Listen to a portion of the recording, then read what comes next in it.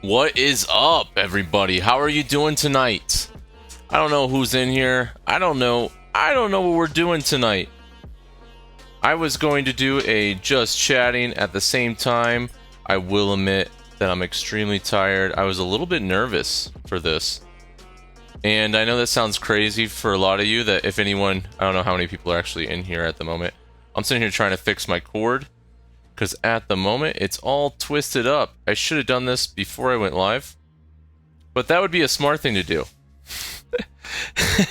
So how are you guys doing tonight? If anyone's in here, you could drop in the chat. If you are not yet in here, or if you're not able to drop in the chat at the moment, if you're just lurking, then just let you know that I do appreciate you. I do appreciate the lurks, as always. I just want to let you guys know that I'm humbled. I'm humbled, and I continue to appreciate the support that I've been given, and continue to appreciate the support that everyone has given me, I guess, in response. That's not the right word. So I appreciate the support that I've gotten so far, and I just want to let you guys know that yesterday we had a pretty good stream. We had a good amount of subs. We had a good amount of channel point redemptions. Those are always something I want to call out, because I do put a slight man, words are hard tonight. Like I said, I was tired, so I put a decent amount of thought behind. Not a lot of thought, but I do put a decent amount of thought when it comes to the channel point system and what I'm actually going to do. You know what? We have the same exact problem as yesterday, and I don't know what's going on with my thing. Hopefully I can fix it the same exact way I fixed it yesterday, and I just did. Here we go. Here we go. It's my Xbox isn't wanting to pop up in the background. It's killing me. I don't know what it is. I have to almost trick the system to try to get it up, and I don't know why it is that way. I don't know what's going on with this, but we have a couple things that we have planned tonight. Like I said, I was a little bit nervous. Let me make sure you can actually hear me. Yes. So like I said, I was a bit nervous on doing this tonight, because though obviously I play games for the most part, and the reason why I jumped into it just chatting, which I should start doing that for now on, the reason why I just did it just chatting for Saturday, because it seems like Saturday turns into just chatting. And I thought to just cut out the middleman, because what ends up happening is, without any script, without anything planned ahead of time, I usually jump into just chatting, or I just start talking. What is up, Taco? Taco jumping in the chat. Hey, hype, hype, hype. And you know what? I didn't even call out B-Fields. B-Fields, thank you for the lurk. I definitely appreciate it. I know we got a couple other lurkers in here, and B-Fields did redeem the lurk mode. So thank you, B-Fields, for that. Taco, how are you doing tonight? I was just talking about how...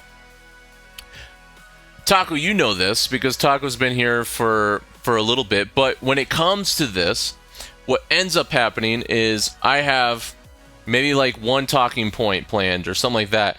I jump into a stream to play a game, and I say to myself, oh, I'll talk for 20 minutes, maybe 30 minutes. An hour. You like that? What is up? So I added some more channel points in there. What is up, Drift? How are you doing tonight as well? And Taco, how are you doing tonight? So we're just getting started with this. We're just doing it just chatting. Maybe we'll jump into a game if I get bored with it just chatting. But for as of right now, that's cool. If for as of right now, come on, Drift. Drift's trying to snipe out. He's trying to snipe out. No, I'm just messing with you, Drift. How was work tonight, Drift? Drift's trying to snipe the small amount that we got going on right now. I'm just messing with you, Drift. But yeah, it's just one of those things that I go into pretty much any stream when it comes to like, usually I'm planning on like, hey, I want to play this game tonight. I'll talk for 30 minutes, maybe 40 minutes. It comes an hour later, and I look at the clock. I see what time it is. I see how much like time I want to spend, and I go, oh shit! Now an hour and a half of gaming just turned into an hour of gaming, and then once in a while it turns into 30 minutes of gaming because I talk too much. And it's like one of those things. Let me read this. Nah. So Drift says, nah, it was all right. It was not too busy today. Well, that's good. If you guys don't know, Drift works at a car manufacturing plant for Chrysler and Dodge, and he does yeah, we had some downtime today, but we built around 313 cars today. That is amazing. That is amazing. It's like, not too busy. Didn't have much work to do. Only built about, a few hundred cars. Nothing too crazy. What's a busy day for you, Drift? A busy day at work, I should say. What is a busy day at work for you? Are you building 500, 1,000 cars on a busy day? And what are you focusing on? Are you doing the Chrysler 300s? That's a guess. That's a shot in the dark. I know you talked about that in the past. But even doing that, right? Going back to what I was saying before, even doing this whole thing where I talk too much in the beginning, and then when we go into the gameplay ends up being like a small aspect of a stream that's supposed to be focused on gameplay. It becomes one of those things where tonight I say to myself, like, hey, let's do just chatting, because Saturdays almost turn into a just chatting. I know that barely makes sense the way I just jumbled those two sentences together, but this is the thought, and this is my crazy head. Tonight I do the just chatting, and I will say that I sat here thinking about it, and I sat here just trying to figure out what to do. Sat here and for some reason I got nervous, because when it comes to talking in a stream and you're about to actually play a game, I can talk all night and not actually play the game, because there's always a game to fall back on. There's always a plan B. However, when you go into a just chatting, planning on only chatting for the entire night, there's a little bit of butterflies in the stomach, so to speak. And it's more so based on the fact that there's no fallback. Because every other night I can have a fallback, but tonight it seems like I didn't prepare a fallback for myself, so I'm not sure. Not sure what to do. You and I are the same master. What is it? So let me go in here. You got 425 built cars would be a busy day.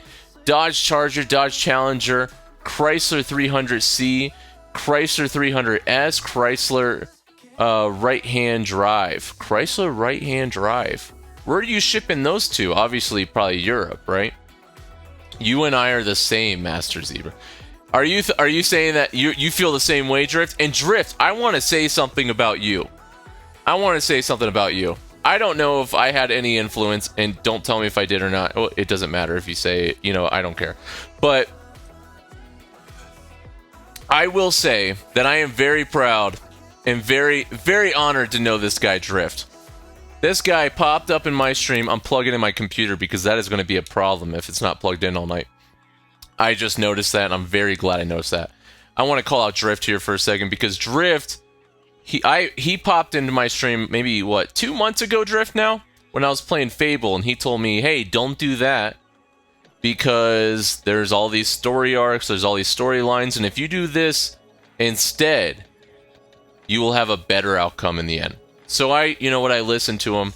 He stuck around. He told me he was sticking around a lot of streams because he was really coaching me through the game Fables, like the entire Fable series for the most part. And with that, Drift is also a streamer, and Drift has been streaming a variety of games, but he has been streaming Fable himself. He streams Need for Speed Carbon. He's been doing Minecraft a little bit lately, and it's one of those things. When I first started watching you drift, and this is what I wanted to call you out on, and I will prepare something for you real quick. I want to prepare another. I'm preparing to put up a little shout out for you, but I'm gonna wait. Because I want to say this first. When I first started watching Drift, he was, he's a college kid. He's a college kid that's also working. He's a working college kid, which I always have respect for, because there's a lot of kids out there that go to college, they have mommy and daddy paying for it, and they don't do anything, right? It's all party all the time, and they're barely getting through their subjects. This kid right here is working as well as going to college, and he's not going to college for some bullshit. Sorry guys if you guys get offended by this. He's not going to college for some bullshit arts degree or some bullshit liberal arts degree, or he's not going for one of the things they say in the military, underwater basket weaving. He's not going to college for art or, music or history, anything that I would deem something that's almost bullshit, because it's just easy, right? He's not getting through. He's going for, I think it's some type of engineering. I know it's something engineering related, but I don't remember which engineering, if you want to drop it in the chat. And so when I first started watching Drift in the beginning, he was quiet. He was a little timid in the beginning, and he wasn't, like when it came to things, it just seemed like, obviously with every beginning streamer, as well as for myself, just the quietness, not being able to talk throughout the game, and there's like an intimidation factor there, and there's there's a shyness, right? It's right in the beginning, because obviously you're putting yourself out there, and it's a big step. And I will say that over time, Drift has became a lot better of a streamer. He was always good. I'm not saying he wasn't good. I'm just saying that over time, he has Australia, Japan, and much more. So I'm reading Drift's chat right now. So the right hand Chryslers that he's building is going to Australia, Japan, China, England, and much, much more. But yeah, over time, Drift has been more talkative. He's been more engaging with the chat, and it's just like he's evolved as a streamer, such as all of us, right? And Drift just dropped it in the chat if you guys don't see it on the right hand side, or if you guys are listening to this after the fact, because I do know that some people listen to this as a podcast after the fact. I've had people message me on a Sunday saying, "Hey, I'm actually listening to your podcast from last night," and I go, "It's called a stream. It's not a podcast, but thank you." And that's why I went into the just chatting on Saturdays, because that's what it turns into anyways. So Drift just said electromechanical engineering and designer. See, so he's going to college for something that takes effort.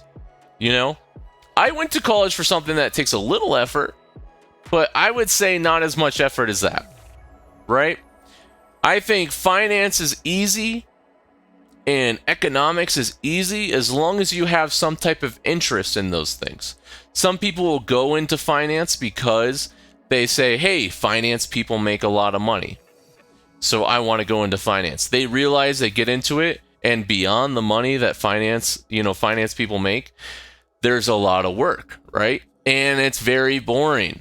So, like I always say, when it comes to anything with economics, the reason why people have a hard time getting excited, or the reason why people have a hard time enjoying economics, is because it's a combination of the two things that everyone hates the most. It's math, and it's shit people don't care about. And that's really the basis of economics and finance. It's just math and shit people don't care about. No one cares about fractional reserve banking, right? If you guys don't know what fractional reserve banking, look it up. It is a little bit of a con, I would say, but it is what we use. It's what we use in the first world, right? We use fractional reserve banking. No one cares about government barriers to entry, right? We could talk about that a little bit. I can go deep on government barriers to entry. I'll actually write that down if you guys want to go more into that, because I would say that would be one of the number one problems with, as you guys know that are in North America, is the, what is that called? The formula shortage. So I want to write formula. Maybe I'll jump into that formula shortage. So a lot of the reason why we're having this formula shortage, you know, obviously we had a recall in the plant in Michigan and that kind of stuff, and the CDC is dragging their feet, or is it the CDC or the FDA? One of those are dragging their feet when it comes to getting that that plant operational. But the main aspect, I would say, in regards to that, and you know what, I'm just going to veer into it, is government barriers to entry. So before I go into that, I want to give Captain Drift Knight Nation a little shout out. Here he is. Let's be quiet.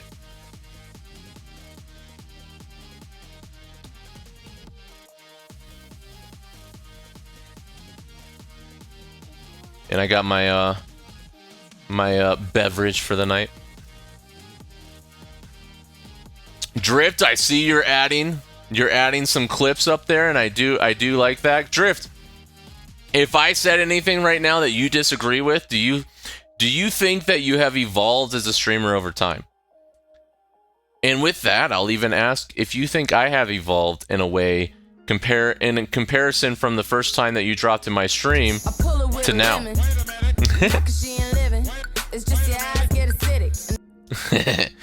I don't even know what she says half the time. I know that she talks about lemon and your eyes get acidic. And your eyes get acidic. So what do you think though, Drift? I believe I have. So yeah, I just think that you have been. So you know what? I might have been wrong as far as like saying that you have became more engaging with your chat. Because I feel like even when I jumped in the very beginning, anytime I would hear you or talk to you or, you know, go into your chat, you would always be pretty engaging within your chat. Oh, indeed improved.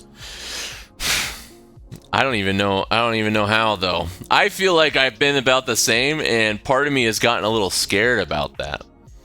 I will say, I think it's weird when you become affiliate, Drift. I will say this, is before I was affiliate, I feel like there's something within the algorithm in Twitch that maybe they're trying to push you to sign that contract to become affiliate, but you become you have to be more discoverable. There has to be something about that. I feel like there's some type of discoverability aspect that people are able to find you a little bit easier, because right when I signed the contract for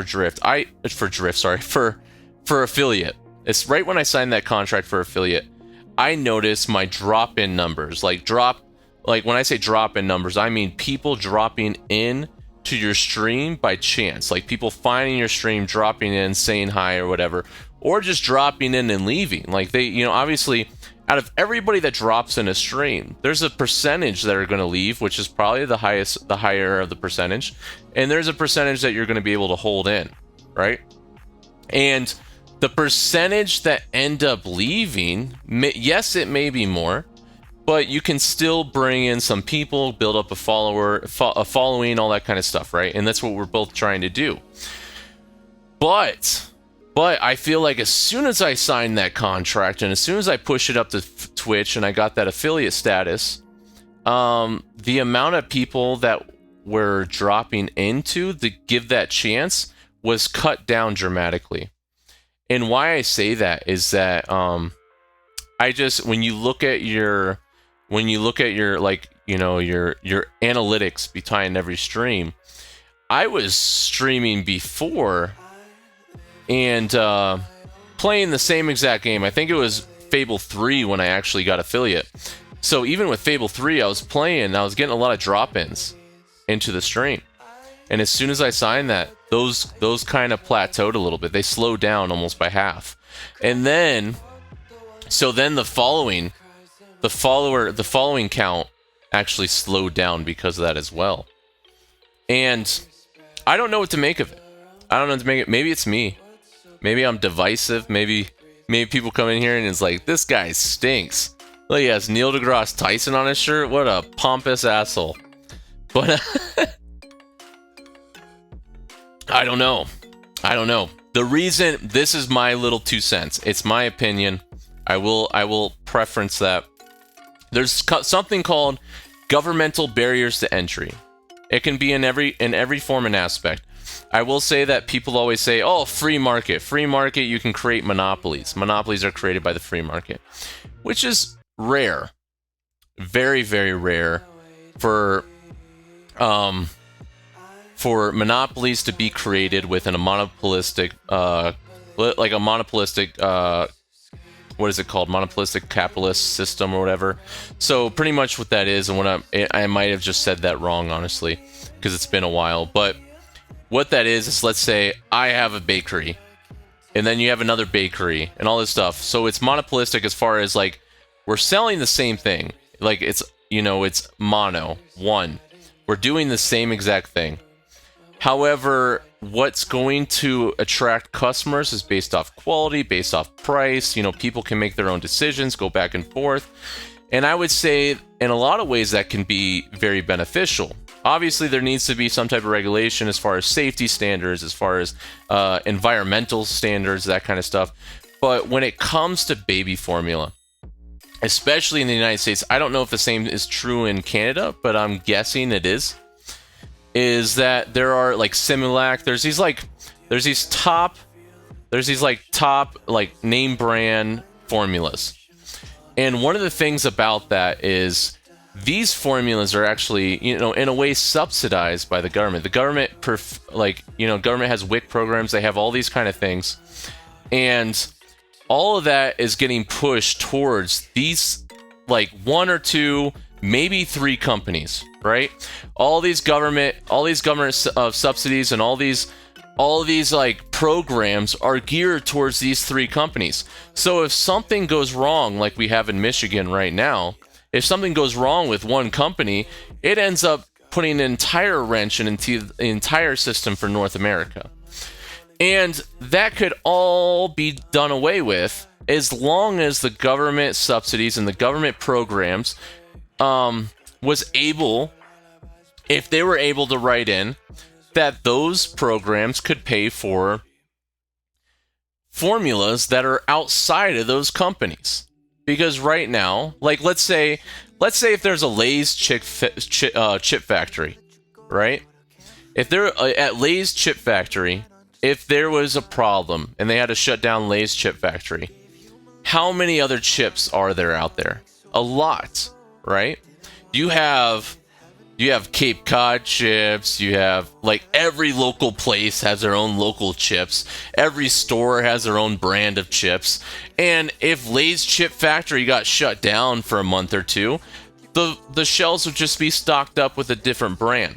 We don't have that with formula, only because the government has pushed these programs towards those companies. So what this does is it creates government barriers of entry to competition.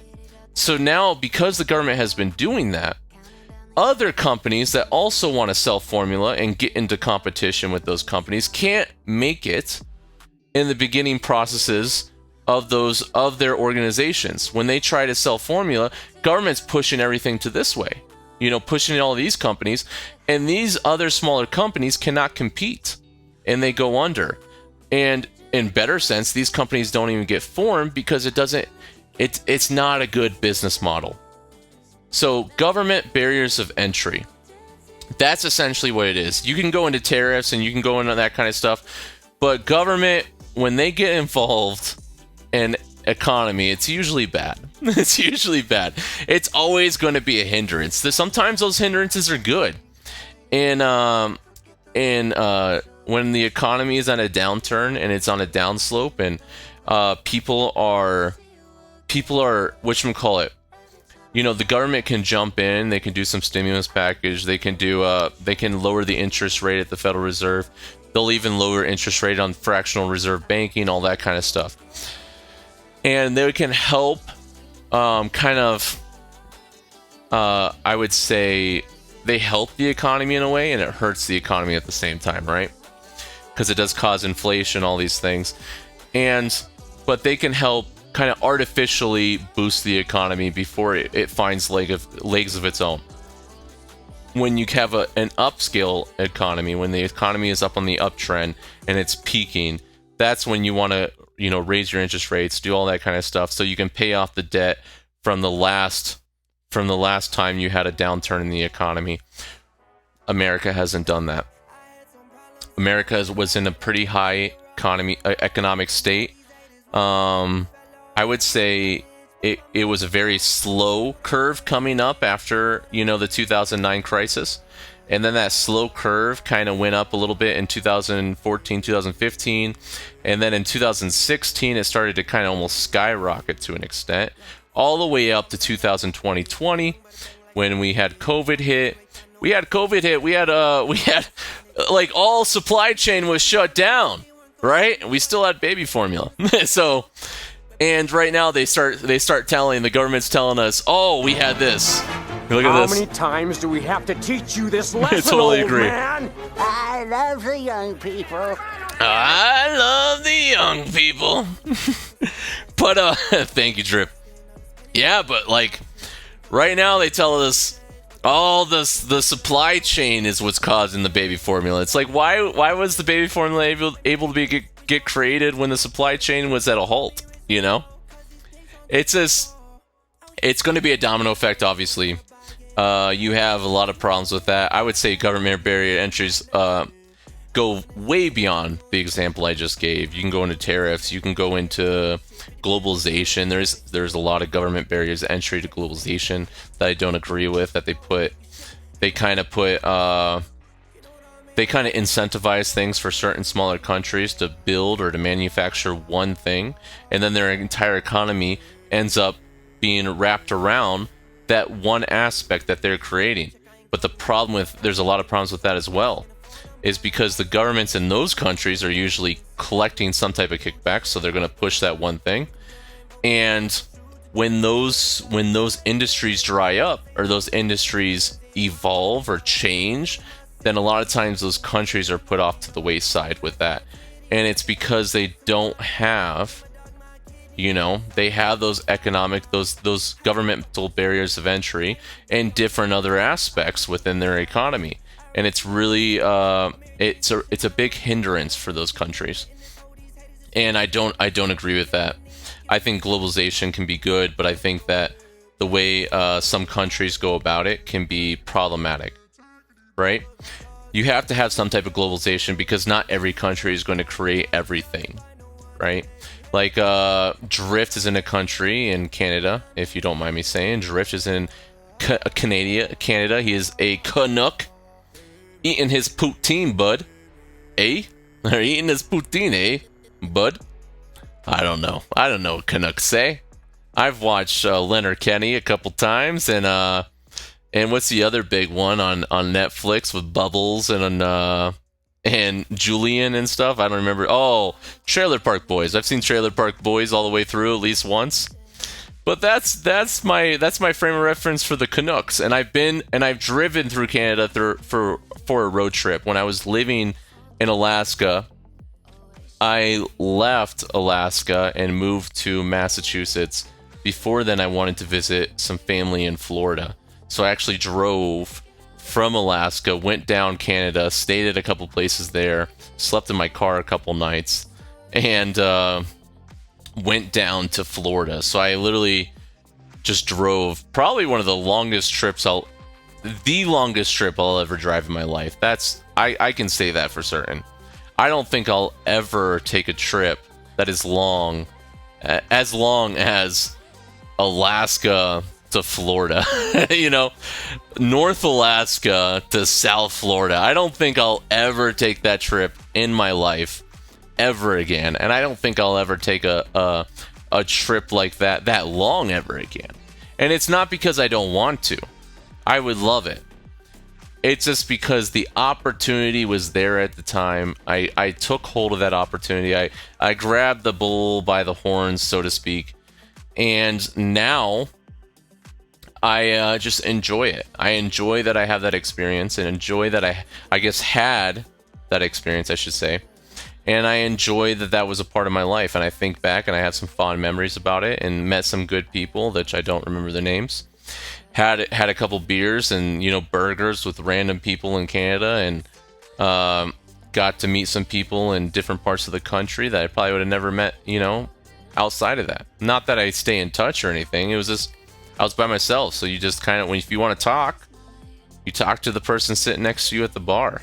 You know, you talk to the person sitting next to you at a table or whatever, you know, or you talking to the bartender. Just meeting people and hanging out and enjoying the moment.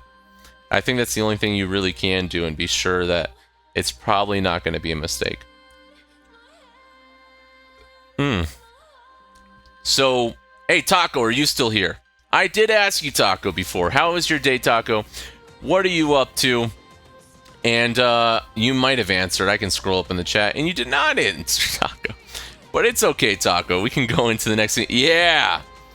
So, Taco, how was your day today, Taco? How have you been? How is it in Mexico today? How's your brother doing, by the way? Did your brother take your advice the other day when you were giving him some advice? Or did you give him advice, you spent a couple hours giving it to him, and the day later he says, you know what, I heard what you said, but I'm not going to follow any of it because I'm younger and smarter than you. And smart. I only say that because that's what my brother does. You guys know the whole situation with my brother. I told you guys about his whole situation with his partner, and how I gave him, I called him the next day, and I gave him an entire checklist on how to get out of the situation that he was in. And this past week I called him. I said, hey man, what are you going to do? What have you been doing? And he told me, well, I heard what you said. I really agree with you. You know, it's hard. It's a bad decision. I said, I know I wouldn't want to wish this on my worst enemy, but what are you going to do? And he said, I think I don't know. And I told him, I said, if it wasn't for a recording of what happened, you would be in prison, not prison, you'd be in jail right now, waiting for your court date, which with backups in courts, that could have been a year from now, right? He would be in jail for the next year if it wasn't for the recording that saved him. However, why is it? Is it comfortability? Is it afraid of change? Is it that he doesn't want to hurt somebody's feelings? What is it? I don't know. I asked him this and he doesn't know. What do you guys think? It's just like, I told him how to get out of the situation, told him how to get out of the relationship that he's in that's extremely toxic. She tried to put him in jail based off false accusations. And the only thing that saved him was he had a recording of her saying, I'm going to lie to the police. I'm going to tell them this. She called the police, told them everything that she was going to lie about. The police showed up, guns pointed at my brother because they thought he had a shotgun, was shooting at people and shooting at the walls and upset, which all of it was a lie, and it was recorded saying that she was going to say all this. And at the end of it, he's like, oh, I don't know. Maybe I'll stay with her. Maybe we can work it out. I was like, this time you were lucky. This time you had a recording. Next time, if the police show up and she said the same thing and you don't have any evidence to go against what she said, you're going to go to jail. And I'm trying to drive that through his head, and he's not listening. I don't understand. Don't understand. So it was good. This is Taco. Taco says it was good. Hot weather. Yes. I talked to him and, talking about her brother. And the next day he thought of it and apologized and stuff, then accepted it. So everything is perfect. I don't know the details, and you don't have to say the details, but I'm glad that it worked out. Big siblings to the rescue. Yes. Yes. Big siblings are always going to have to rescue, even though a lot of times, I think what it is we have a lot of experience. When you're a big sibling, you're expected to be older than what you are a lot of the times. Some women are evil. Some men are evil too, but I would say that people people in general can be evil. We've seen a lot of that, obviously in the United States recently, and as of every country, right? The United States is in a different wheelhouse, but you have problems like that all over the world, right? Maybe he's afraid. Oh God, I don't know. And that's probably true, Taco. He is probably afraid. He's probably afraid of a couple things. He's probably afraid of her. He's probably afraid of change. He's probably afraid of loneliness. That's a thing. So the women tried to pull an Amber Heard. That's super bad, an Amber Heard. We were talking about that before, actually. The whole Johnny Depp Amber Heard thing, right?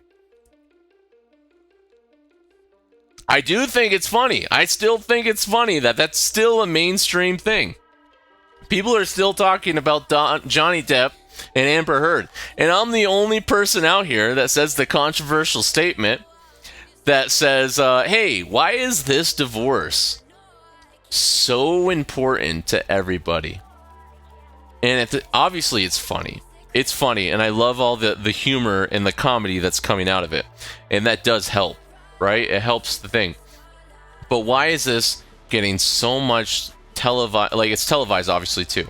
But why is it getting so much traction? The traction's not leaving. People get bored in the news cycle pretty quickly. You will have bombings in a country. You'll have tons of people dying. A week later, nobody even remembers that happened, right? It's been over a month, and people are completely saturated with this story. Because many people see it as a way to demonstrate that men can be victims of women too. No, I 100% agree with that. And I've been in that case myself. I don't want to go into too much detail, but yes, I have been in this case similar to Johnny Depp in my life with an ex. And I was a Johnny Depp in my early 20s, and it is not fun at all. It is not a ride that I wish anyone to ever jump front seat in. You don't want to wait. If you're at Six Flags or Disney World, I would not suggest to wait the extra 5 hours to get in the front seat of that, in the front seat of that ride. Wait, go in the back, just watch it from afar. Don't experience yourself. It's horrible. In my case, this is the one thing I will say that was different than Johnny Depp, is when my case went to court, it got thrown out of court, and what that was said was that it was because it was a woman and with a men victim. They said that, like, they kind of laughed and just kind of threw it out of court and said, like, if a men's victim, we're not going to take it seriously. And that's what happened to me. And so I feel for Johnny Depp in a way, in that regards. I just think that there's other divorces that are I would say are more people should pay attention to say the least. And the one I always go back to is the Bill Gates divorce. The Bill Gates divorce, I think more people should have paid attention to that one. Because when your wife's divorcing you and says that she is divorcing you based off your connections, I want to go big screen for that, your connections and your involvement in international child sex slavery ring. I think that should be front page news all over the place for 3 months, right? Like everyone should be repeating this. Everyone should be parroting that, like, hey, yeah, in this case means everything. This case means everything. Yes. I just think that should be a headliner. Why isn't that a thing, right? When your wife says, I'm going to leave you because you're going to Epstein Island, you're on the record, you have all this stuff, you have involvement in child sex slavery and all this kind of stuff, and the entire apparatus of media and all this stuff just doesn't bat an eye. Not one. Maybe there's a couple articles out there, but no one cares. I think that's problematic. Maybe it's money. Maybe it's, I don't know how much of the, different industries he owns and that kind of stuff. But obviously there has to be something, because I just think it's insane. So Taco says, I have a male friend who is dating a crazy Amber Heard variation. She said to him that she liked many men, but he was her favorite, I imagine. And she knows if he was the one saying that she and he knows if he was the one saying that she would have had slapped him. Yes. That is true. That is definitely true. And that's crazy. If like I like a lot of men, but you're my favorite, or I'm sleeping with all these guys, but you're my favorite guy to sleep with. I had something like that happen to me when I was a kid, and it's devastating. You think that that's a cool thing to hear when you're 16, and then when it's actually said to you, it's not that cool to hear. You're like, oh, I'm the king of the hill of all these guys, but at the same time, she's with all these guys, and I'm just kind of hanging out, right? I'm hanging out, and I'm waiting my turn, right? Yeah, you think when you're a young kid, if some girl's like, oh, you're my favorite out of all the guys. I don't know, as a 16-year-old, in my head, I thought I wouldn't care about that because it's still a girl paying attention to me, which was a hard thing to get in my teenage years anyways, because I was an awkward kid. But as soon as it happened, and someone said that to me, it was kind of a shot in the chest a little bit. And, yeah, it was very heartbreaking, and it wasn't as fun as I thought it was going to be. You know, it wasn't as cool. Wasn't as cool to be the king of the hill, right? So to speak. Yeah. Oh, she did slap him one time. Well, we all get slapped once in a while. I've been slapped many times. I've been punched many times. And my ex said something similar. He said he had it easy to cheat on me, but didn't because he loved me. And what? I'm thinking you never said something like that. I've never told anyone that. I never told anyone that, like the whole... I've heard that said, not just by men and women, as far as like, I've had so many opportunities to cheat on you, and I've been true to you, I love you, and that's why I didn't do it, right? That's obviously that's, a synopsis or a summary of what he said, but it's not anything that's necessary to say. It's really what I think it is. It's somebody that's, if they're in the wrong, right? Or if somebody is kind of pushed up against the wall as far as they're within their ethics, not, physically, but like within their ethics or morality, they kind of turn into an animal a little bit, right? They turn into a dog. If you push a dog up against a wall, it's going to bark, it's going to bite back. And it's the same thing with people.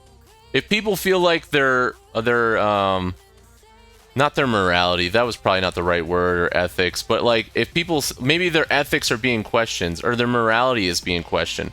If people feel like that's being threatened, if they feel like that something as far as like saying they're a good person or something like that's being threatened, they're not the person that they show to be, right? Then they can bark back, they'll bite back, and they'll say things to try to make themselves the superior while making you feel like you're inferior in a way.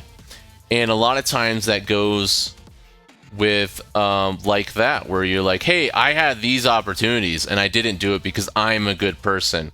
I'm trying to reinstate that I am good.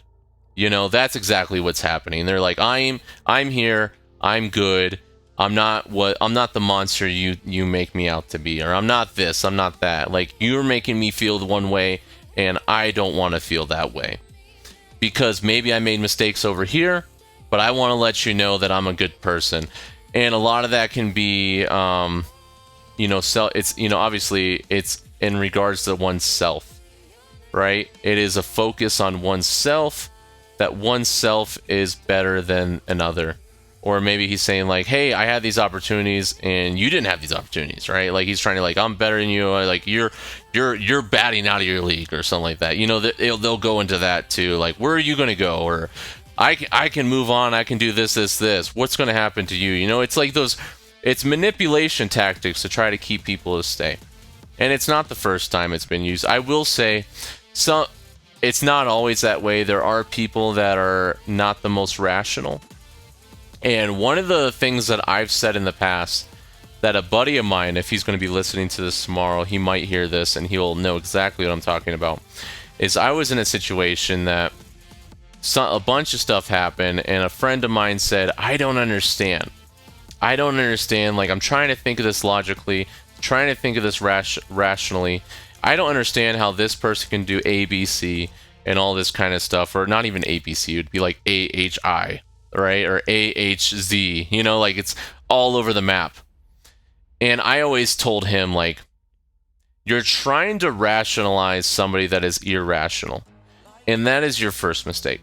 You're trying to put yourself in the shoes of another person that's not thinking the same way as you, right? We should probably bust out one of these right now.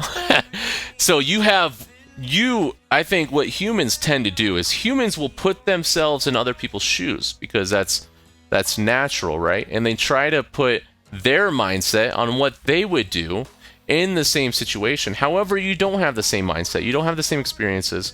You don't have the same mental health.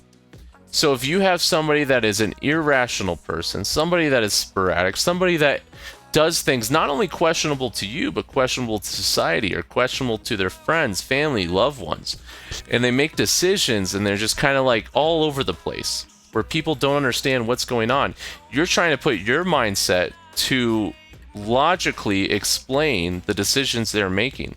And that's what I always say when it comes to those situations. Stop trying to rationalize a person that is irrational, because if you do that, you're going to make yourself insane. And, or even worse, if you're in a situation where you're with somebody that is what I would deem as... Oh my god. Yeah. Thank you, Drift. If you're with somebody that is irrational, you will start to almost manipulate yourself, because you'll start putting yourself in their shoes. You'll think of it logically on how you would do it, and you'll think about how you can get out of the situation. And then you will stay with that person only because you know what you would do, not because anything that they'll actually do. I had to learn that the hard way. Yes, 100%. I know this is getting a lot deeper. Like, you know, I told you guys in the very beginning of this, I was very nervous. Extremely nervous. I'm not even lying. Because I didn't have that plan B. And now I feel a little bit more comfortable. I didn't even say about my day. I picked up Nana. Picked up my Nana. My mother's mother. My grandmother. But I do call her my Nana, because I am still a child. You know? She is older than me. She is 40 years older than me. So she is 72. She's 72 years old, and she's a young sprout 72-year-old, if she can hear me in the other room. Don't know if she's over there. She woke up at 4 o'clock in the morning, so I'm sure she's in bed. She was extremely tired, and she flew here from a different time zone. I call my grandmother Mom. That's what Taco said, not me. Taco, grandmother Mom. Why is that? Did you live with her as your, like, a mother figure? Is that why? That's the only reason why I could think about that one. I'll remove that real quick. Sorry, guys. I know that's not the most aesthetically pleasing thing to see. I know that's not. So, Drift, you got the oh my god in there, Drift. Drift, did I just blow your mind at all, or did I just talk a bunch of words and you're like, shut the fuck up? Oh my god. Oh my god. I love Bob's Burgers, by the way. I had to put a Bob's Burger oh my god in there. I will say for a very long time, Bob's Burgers was not just one of my favorite shows. That oh my god used to be my ringtone. And I will say that the hey listen from Zelda was my text tone for a long time. Right now I'm a boring person. I got a new phone a couple years ago, and I never changed. It's all on default. I am not a cool guy anymore that would pick my own ringtones and all that kind of stuff. I am a basic bitch. So my mom just called her Mom, and as a baby, I started calling her Mom too. Well, that works. I do like that. So I have my Nana here, I picked her up down in Colorado at the airport at Denver. We were driving back home. I made some type of wrong turn because what ended up happening is there's a straight shot to go to my house on the highway. I made some type of wrong turn where I took back roads the entire way up. It added like an extra 30 minutes to the entire travel. So we got to hang out, got to see some scenic views, but we were both starving for lunch. And we were just chilling there wondering, why is this taking forever? And the reason why it's taking forever is just because I took a wrong turn. And I apologized to her. I was trying to speed, and then I got pulled over by a cop because I was speeding. And luckily, I got out of the ticket. He gave me a warning. I just talked to him, be nice, be very, very respectful. And the thing that helps with me is obviously that I'm military, just like I was getting my driver's license. He saw my military ID. He asked me where I'm going. I told him I'm going to next to the military base that I was going to. And he goes, oh, you know what? I'm just going to give you a warning. A lot of times cops will do that for military, which was nice. And because I was speeding. I wasn't going too high over the speed limit, but I was doing, I think 70, 71 in a 65 miles per hour, if you guys don't know, which is going to be different than kilometers per hour. You know, you have the clicks out there, and the clicks are a little bit more, but yes, nah, you're okay. Just taking all the information in at that all. Yeah. Are you Drift is young. I don't know if he is in a relationship, but I know I do give some relationship advice on here sometimes. I feel so bad, not bad per se, but I think it's funny. One of the first conversations I had with Taco in regards to relationship was very positive. And just a couple weeks afterwards, obviously that turned, right? And I felt bad. I felt bad for Taco about that, just because it just shows you that no matter what point in your life that you think you're going to be entering in, things can always change in a dime. So that's the one thing that you can always guarantee. That's the one thing that's guaranteed, right? They always say that the one thing that's guaranteed is change. You can't really like put your finger on anything, right, in life. There's always going to be some type of flexibility, some type of change, and you have to prepare yourself for that. I don't remember the law of what may go happen will go what may go wrong will go wrong, but I know that is one of those like philosophies out there, and I know a lot of people live and die by that. And I do understand that that's true as well. You need to have contingency plans. You need to have in life as well. In the military, they give us we have to, we have to have emergency type stuff. We have to have things on hand that in case of emergencies. And I believe that people should have that in life too, not just mentally, but physically too. You never know what's going to happen. You got to prepare for the worst. Even though it still hurts, I feel so free. Damn.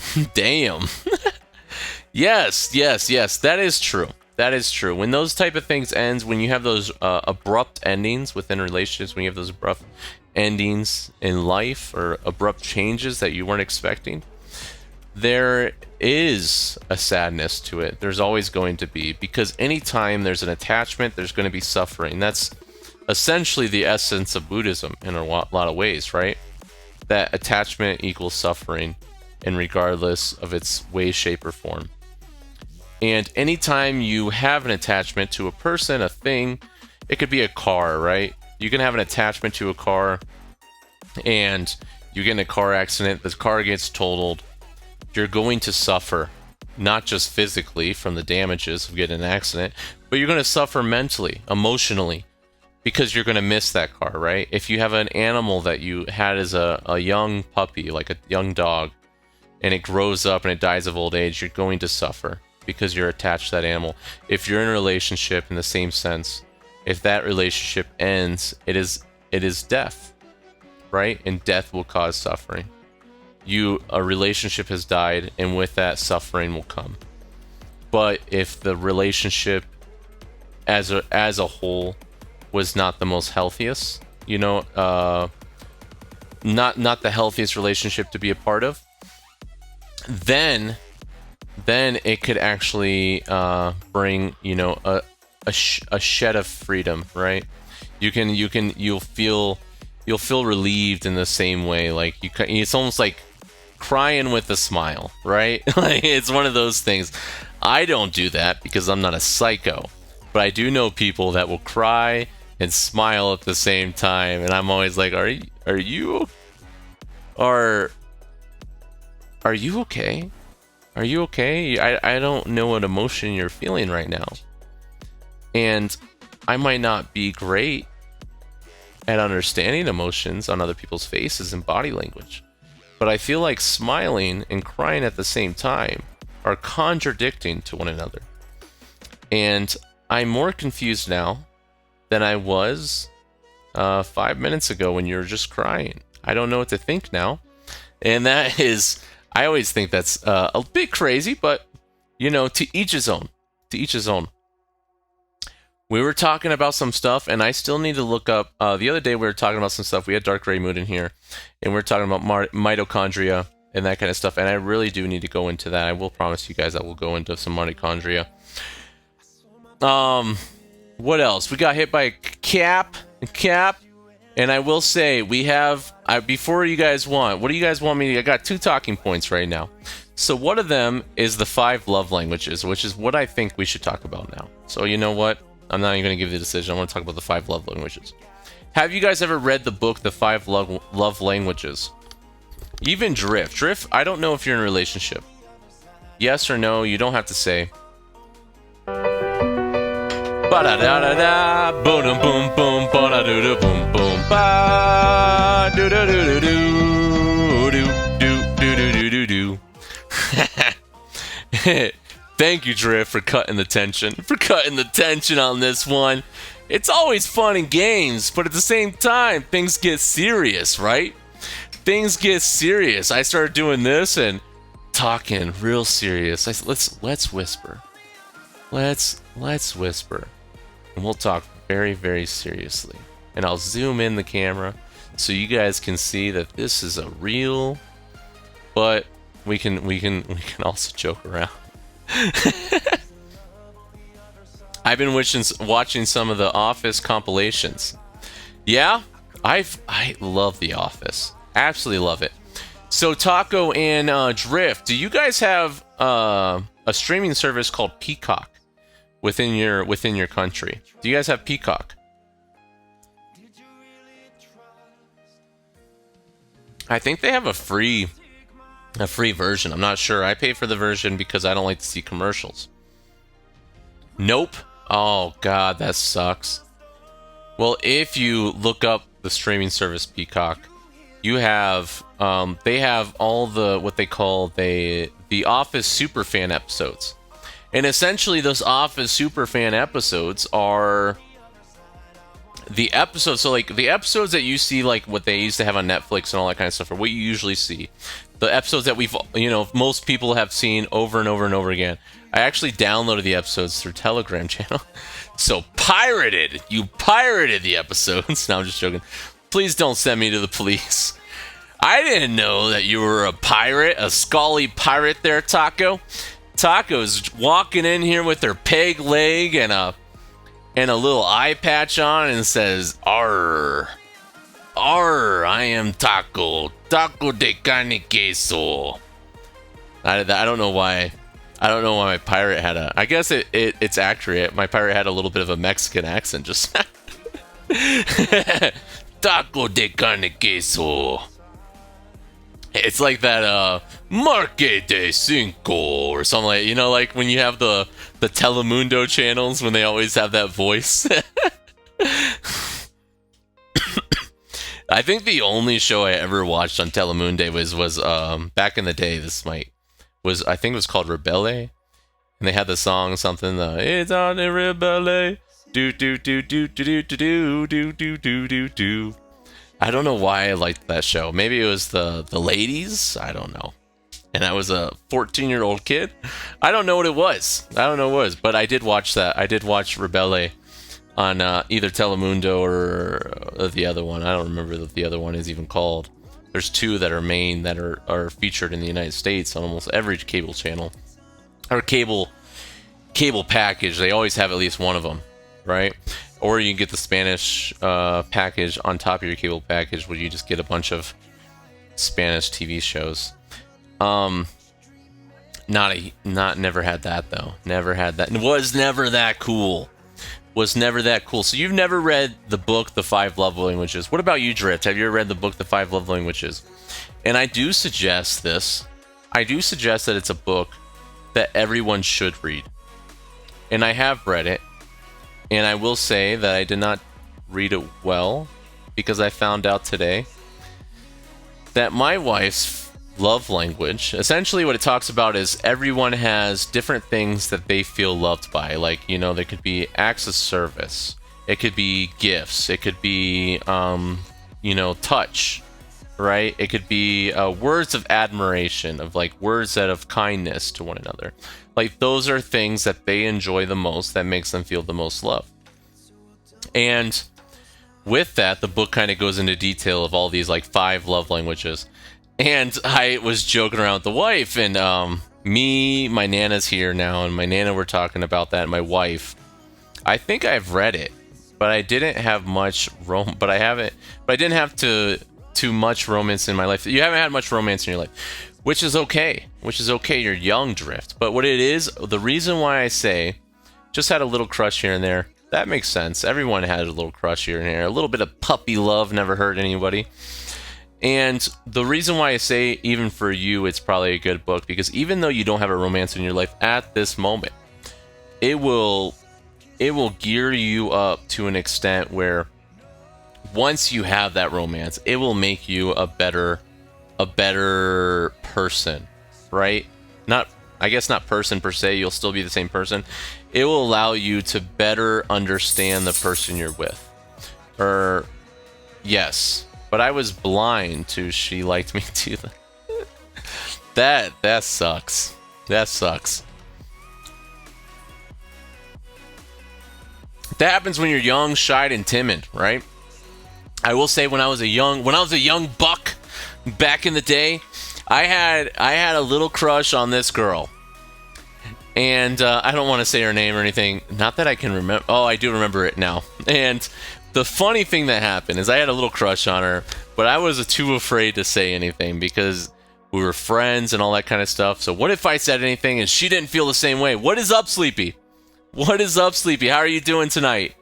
Sleepy was a little late and she told me that. But Sleepy, how are you doing? Is everything okay? Just want to make sure with that.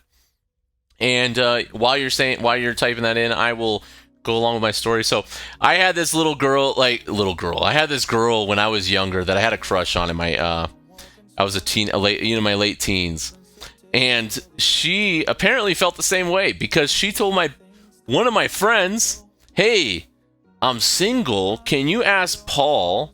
Sorry, that's me. Can you ask Zebra to take me this place? There was like a fair or something going on." She goes, "I would really like it if Zebra took me there." And he told her, "Yeah, I'll let him know." And you know what he did? Didn't tell me. He didn't tell me at all, because he also liked her. And years later, he tells me, he goes, "Hey, you remember that one girl you liked a lot, like 10 years ago?" And I go, "Yeah, what's up?" And he said, "I actually told her," he goes, "she actually told me that she liked you and was trying to get me." She was trying to get me to hook you guys up together. But he goes, "But I kind of had a thing for her too, so I never told you." And I was like, "Are you serious, man? What a dick move." But it was after the fact. She actually turned out to have some problems of her own, and whatchamacallit, it probably was a good move. Maybe he helped me dodge a bullet. I'm doing good. My neighbor was helping me finish crocheting my veggie bag I was doing. Finally done. Are you going to drop that in the chat? You should drop that in. Drift, did you drop anything in as well? Well, I want to look in here, see if you guys... I am interested in that veggie bag because the wife is actually... I told my wife about it the other day, and she was looking and buying one on Amazon or something, because I was like, you know, this, when it comes to this stuff, I understand that it's a lot better, right? It's a lot better to have the veggie bag in comparison. I'm trying to look to see if it's anything dropped in here. Oh, we got something from Lady Zebra. The wife dropped something in there. Oh, that's cool. Well, thank you, Lady Zebra, if you're in here. Gold digger alert, gold digger. I wouldn't call him a gold digger. I would just call him, what do you want me to drop? Anything you want, Drift. And it doesn't have to, and if you don't have to, if you don't want to. It's just anything, a meme, anything. If you can see, there's a little bit of a little difference on everything, right? Hype, hype, hype, hype. Yeah, drop it, drop it. I love knitting.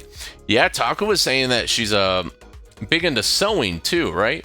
Taco's big into sewing, so I imagine knitting is right up her wheelhouse. And because there's a lot of correlation between the two, right? As far as crafting and creating something with your hands. I think there's a beauty in being able to create, right? There's a lot of people out there that can play on a phone.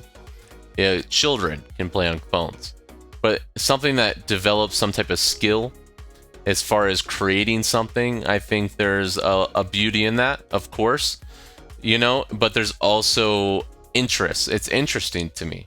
I find things interesting. Anything that someone creates, I find interesting if they create it themselves, even if they copied, right? If you copy someone, if someone's doing something good, yeah, copy it, right?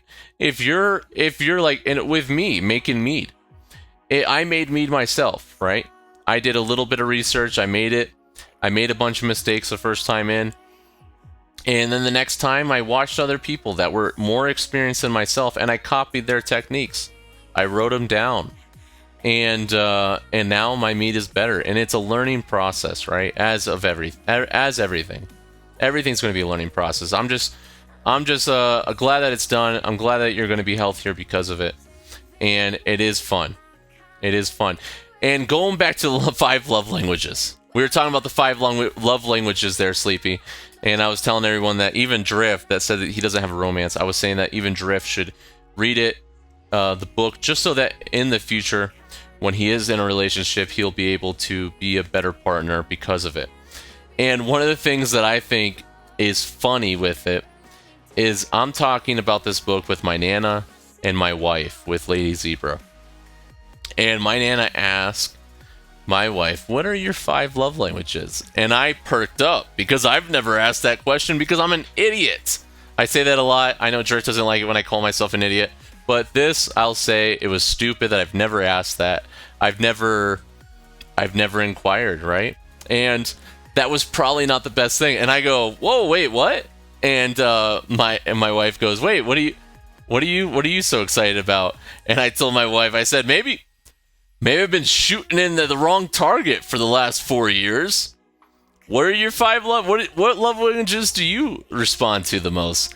And my wife tells me that her love languages are 2. She says touch and acts of service. And I go, you know what? I think I said it. Maybe I dropped it in the Discord a while back when I fixed my wife's car, and her door was broken. I used a Dremel, shaved down the thing. I pulled out, opened up the door panel. I got it open. I took out the mechanism for the actual door handle, and I ended up shaving down a part in there so that the door handle can pull more on the cord. That's pretty much why a door works. It pulls on a metal cord. And I was like, maybe the cord's stretched out. Let me shave this down with the Dremel, so maybe it'll open up. And it ended up working. I fixed her car, and it took just maybe an hour. And when I came back inside, she had this little tray of all these cheeses, crackers. She had wine, all this stuff, and she gave me the whole 9 yards. And in my head, I didn't, because I'm an idiot, I didn't put 2 to 2 together, that she was feeling love based off this act of service I gave her. Or when I clean up the house, she finds it. But I just do those things, and I didn't realize those are the things that she feels love with. She doesn't care about gifts and that kind of stuff in the same aspect as that. And I learned that today. And I did learn that I was shooting at the wrong target for years. And after that, let's go into our new segment. Segment is featured on the stream. And then after featured on stream, I will explain what the title of this stream is even about. Because canceling charity. It's not like canceled as in like canceling a person, right? We're not canceling charity altogether. I'm going to talk about my experience in canceling charitable donations that I was giving. I felt like Randy from South Park in the process. But let's do it. Let's do it. That's what Guga Foods on YouTube says all the time. He says, let's do it. There we go. I want to make this a little bigger. And, but I don't want to make it full screen because for some reason on a stupid Mac, every time I go full screen, things go slower on a stream. So we got right here. This is our contribution from Sleepy this week on our new segment featured on stream that we're going to be trying to do every week if it holds up. If not, that is cool too. You are the people that make me happy. You mean the most and mean the most to you. Wait a minute. Let me reread that. You are the people that make you happy and mean the most to you. This picture was from a few years ago. So these are the people that make you happy.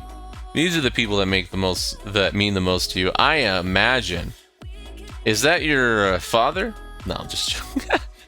That is your son. Of course. Oh, and he's a cute blonde-headed little kid. You know? And some sweet shoes on him. Some sweet shoes on a little kid. I always tell myself I'm not gonna buy my son cool shoes because he grows out of it in 2 seconds, right? But at the same time, I do it anyways. Just because when I go into a store and I see a cute pair of shoes that I like, even though he might wear them for an hour and that's it, I still enjoy watching him wear those things. It doesn't matter what they are, but I love the shoes. I'm a big fan of Converse. And that are, even if they're not Converse, they're Converse lookalikes, right? And obviously this looks like it was taken at a wedding, just because the matching outfits, the bow tie and the tie matches with the flower on the shirt, and men don't tend to wear flowers on the shirt outside of weddings and proms, but this guy looks like he might be too old for a prom. It might be, and I'm guessing this is the boyfriend. Is this the boyfriend there, Sleepy? Sleepy, I hope you're in here, by the way.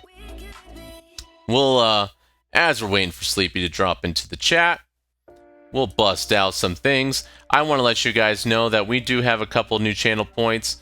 We have the lemon. We got this one, too. If you guys want to hear it, we got, lemony. Lemony. I don't know why that came up twice. That's scary. Yeah, don't know why that came up twice at all. But it is lemony. Yes, that is it is the boyfriend, and it was at his sister's wedding. And that is the kiddo. And I don't remember the kiddo's name. I know you said it in the past, and you don't have to say it on here because obviously we are on a stream, it is public and all that kind of stuff, so we don't want to give out too much information. But cute kid, happy kid, which is always one of the biggest aspects, right? You want your children to be happy. You want your children to learn. You want your children to, have responsibility and learn from mistakes at the same time. But at the end of the day, beyond everything, you want them to be good people, and you want them to be happy. And I love to see a happy kid. I've seen miserable kids. At times I was a miserable kid. And it's something that warms the heart when you see a happy child. It's just something that makes you feel happy when you see when you see a kid laughing, when you hear a baby laugh, or when you see a child, especially when they're under 6 under. If a kid's laughing and smiling, then you're like, oh, this is happy, this is nice. When a kid's over 6 and they're laughing and that kind of stuff, you're like, what did you do? Yes, I'm glad that you can relate as well, Taco. So I appreciate that drop. I appreciate it. I'm glad that you felt comfortable to be able to send this up, and I love it. I love it. It's a happy moment. It's at the sister's wedding. There's so much wholesome. The wholesomeness on this photo. If I had an indicator, it would go like do do do do do do do do do like that. It would be all the way up. All the way up, and I love it. That is the same kid that threw a fit in the store today because I didn't get him a Paw Patrol Pez dispenser. See, I told you they can be the. Like, what is that old saying? There's an old saying, and I'm gonna butcher it. It's something about the people that make you the happiest are also the same person that's gonna make you the happiest is the same person that's gonna drive you miserable at times. Like, it is that. It's one of those things that you just gotta put your head down and say you can't get it, and you leave the store. They're throwing a temper tantrum. It's a little embarrassing, but you just gotta walk through and not be pressured into temptation. You can't give a kid everything they want, right? You gotta make them want. You gotta give them something, right? You gotta string it out a little bit here and there. I don't know if that's the right way of saying it, but it's just like, I don't know. Like I said before, you're trying to create a good person, you know, and eventually they'll understand that. As long as I'm not, obviously, I would think, you know, I think that you're a good mother as far as what I've known from you, but at the same time, I don't think that there's an issue there. I just think that when it comes to kids, there has to be some type of, you know, they can't just get whatever they want. You don't want a spoiled kid, right? You don't want the kid to go to school and be the problematic child because at home they get away with everything, right? They have to learn lessons. You got to be firm but fair at times, and kids will do whatever you allow them to do at times, right? Kids will always try to go the extra mile. If you give them a feet, they'll try to take a mile, but at the same time, so they'll go beyond what you're trying to control. But what I'm trying to say is that they'll do as much as you allow them to do, in a way. Correct. Well, thank you, and thank you for dropping this in. Let's go down to Taco. Man, I would love to see if I can find this real quick. Let me find. This reminds me of one thing in particular. Let me see if I can find it, and I probably won't be able to find. Here it is. Did I just pass it? There it is. I'm getting a lot of these vibes. If I want to drop it in the chat, I'm getting a lot of these vibes going on right now. A lot of happy trees. Do you guys see those? And Taco has a lot of skills.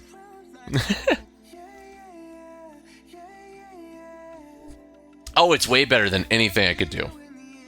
It looks like, is that oil? Are you painting with oil, by the way? That's a big compliment. Are you? Well, I'm glad that you feel that way. So, Taco, is this oil? It looks... Because when I look at the paint below, it's acrylic. So, yeah, I was about to say that. I said when I look at the paint below, I think acrylic. But when I look at the painting itself, it's a painting that you would normally see as an oil painting. So that's the reason why I was asking the question. Bob Ross is my hero, so yeah. No, Bob Ross is great. You know? I don't have the Bob Ross thing in my frequently used, so that doesn't make sense. So I won't be able to drop that out right now because I don't want to try to find it. But we got Taco, and Taco put in this contribution into the stream for this week's featured on stream, and that name may change. I just wanted the name to be very, very kind of like to the point, right? Especially since this is the first time. And we got a painting here with looks like a river. I want to say river. No, it might not be. It might not be because you see a background to the river. You see a bank on the background. So It could be a spring, it could be a river, it could be the side of a lake that's cutting through. It's kind of a waterfall. You know what? You're right. I see that in the front now. That you do see the white in the front, and you see it coming down, and you see even right here. You guys can't see where I'm pointing, but you see a little bit of a top of a tree, and you see a lot of happy trees in the background. You see a mountain. I feel like you took this. You were up in Colorado on a hike, and you painted this on a little bit of your off time. That's what it looks like. This gives me a lot of very Colorado vibes in a way, but maybe not. Now that I'm looking at it, Colorado has a little bit more than just evergreen going on. This gives me a little bit of an Alaskan vibe now that I think about it. So yes, Alaska. You know what? That's what I'm going to stick with. I want to say Alaska. I'm just going to drop this emote in the chat just to get this to go away.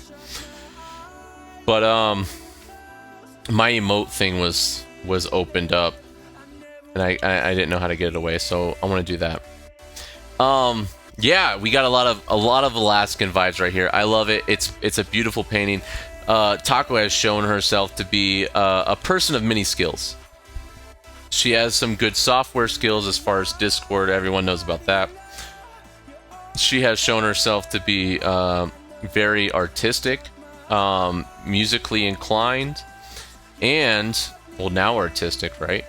We're starting to see that side of her recently, and maybe we could have guessed that in regards to the sewing and the creating and all that stuff. There's a little bit of a left brain thing going on. However, when it comes to this, the painting is so over the top. I can draw, I can carve into wood because it's very easy in comparison to what this is. I can do some wood burning, very, very light, very minuscule wood burning. But when it comes to painting, that's a whole different animal. And something that I've never actually tried to tackle. But even if I did, I feel like I would fail miserably. And I do want to ask with that, Taco, when you create something like this, do you start off with and I did play a mini guitar. What should we call it? So did you start off with pencil, and then you paint it like a pencil to have the outline of everything that's going to go on, and then you did the painting, or do you just go straight with paint? I do wonder that, because with acrylic is very it's heavier, right, than an oil paint. So you can kind of get away with pencil work a little bit, because the acrylic painting will be able to cover it in a sense, but you have to go a little darker on the lines and very light on the pencil.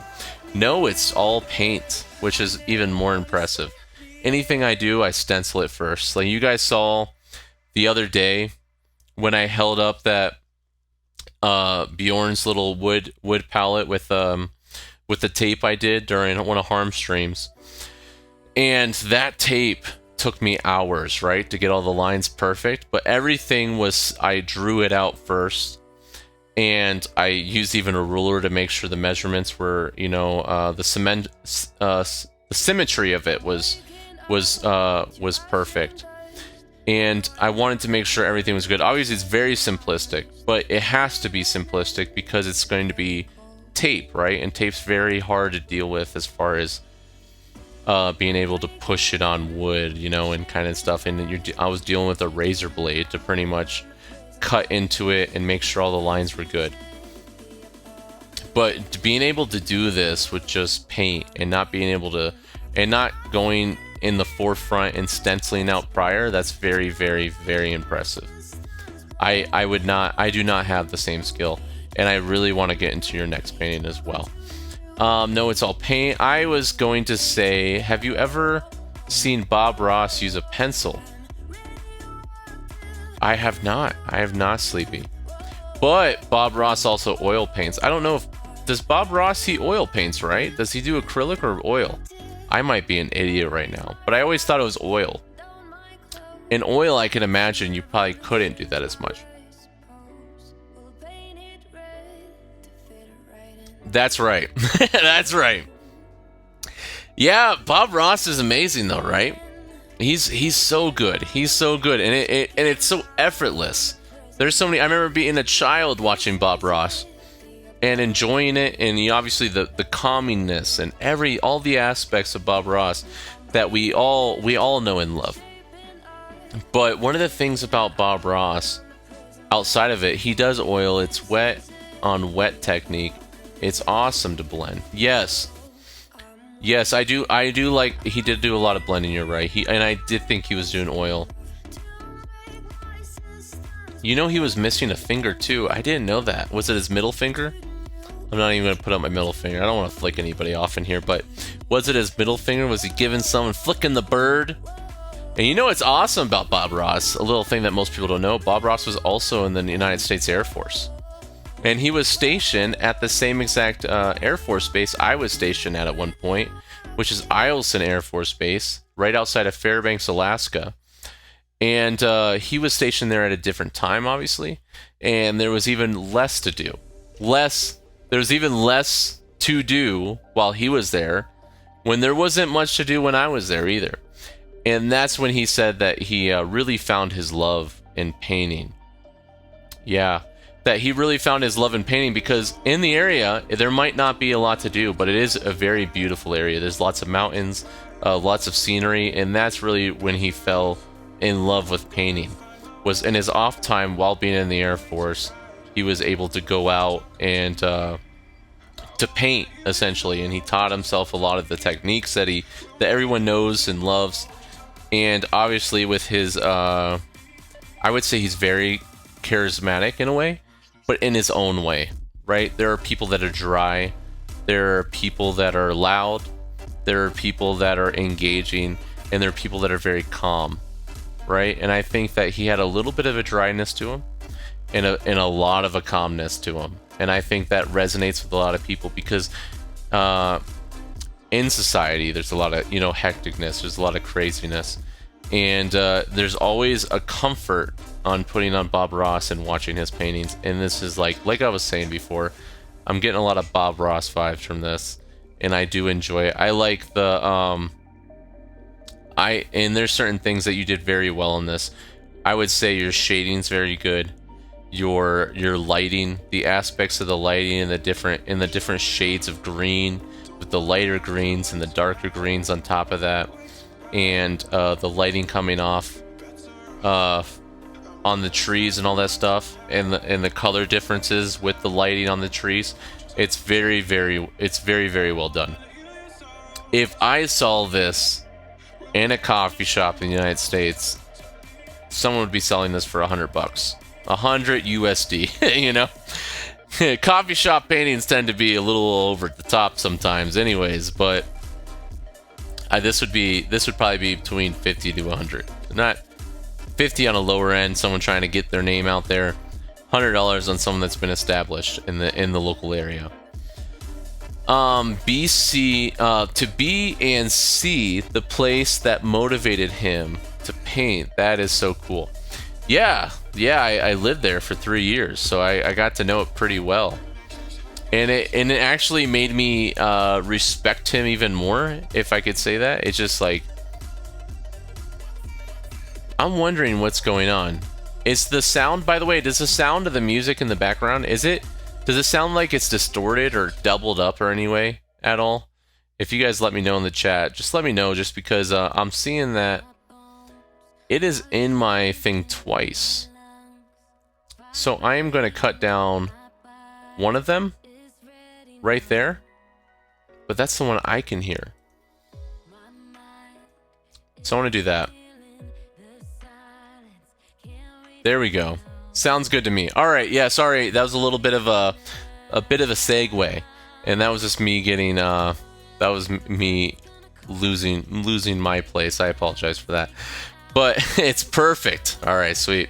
So let's go into, I almost said the Jack of Spades. The Jack of, whoa, God, please don't say blasphemy yet. Jack of Blades. Jack of Blades. By far the best villain in the entire Fable series. Oh, right now I'm single. Wait, what? Right now I'm single. Oh, Jack of Blades. Yeah, that's what I said, Jack of Blades. No blasphemy yet, guys. No blasphemy yet. Jack of Blades, by far the best supervillain in the Fable series. Lucian does not hold a finger on Jack of Blades for a couple reasons. Jack of Blades is mysterious. He has the mask on. You don't know what he actually looks like. So there's a mysterious aspect of Jack of Blades. Jack of Blades never really shows identity, which goes into the mystery of him, I should say. That drawing took me 3 days, and I can see why. And obviously, you did this on a computer, right? I love it. I absolutely love it. It just looks like it was done on a computer because it looks so perfect. But if it wasn't, you can let us know. It's just like when you're looking at the lighting in the background with the veins. Yes, I did it on a tablet. Okay, so that makes sense. When I'm looking at the lighting in the background from the veins, when there's actual, it looks like light coming, and this is when I think that it was done on a computer, on some type of program, and not on paper, because something like that would be so hard to do. It would be insane. Obviously, on a computer, it's hard to do. It took you 3 days. Lucian failed his mission for being evil. Jack of Blades was also evil. Lucian failed by listening to Teresa. Yes! Yeah. Teresa. I want to see Teresa be the villain in Fable 4. I think that's a good conspiracy that Taco has brought up, that Teresa is one of the biggest problems in the Fable universe. That she leads people astray and turn them into the villains and the monsters they end up becoming. Right? With this Jack of Blades, I would also say that Jack of Blades has the best voice out of every supervillain. It's weird because if you really think about it, Fable 3 didn't really have a villain per se. You had Logan that ends up joining you right after you defeat him, if you choose not to execute him. And then you have the Darkness, right? The Darkness is really the villain. But at the end of the day, it's not a person, and it's not an entity. It's a concept, right? So there's really no focus on an individual that you're defeating. You had Lucian that, turned into a dragon or whatever at the end. Essentially a dragon. But Jack of Blades, I think he was the ultimate villain. Especially, I think, 2 reasons why I really think he's the ultimate villain is that he has the voice.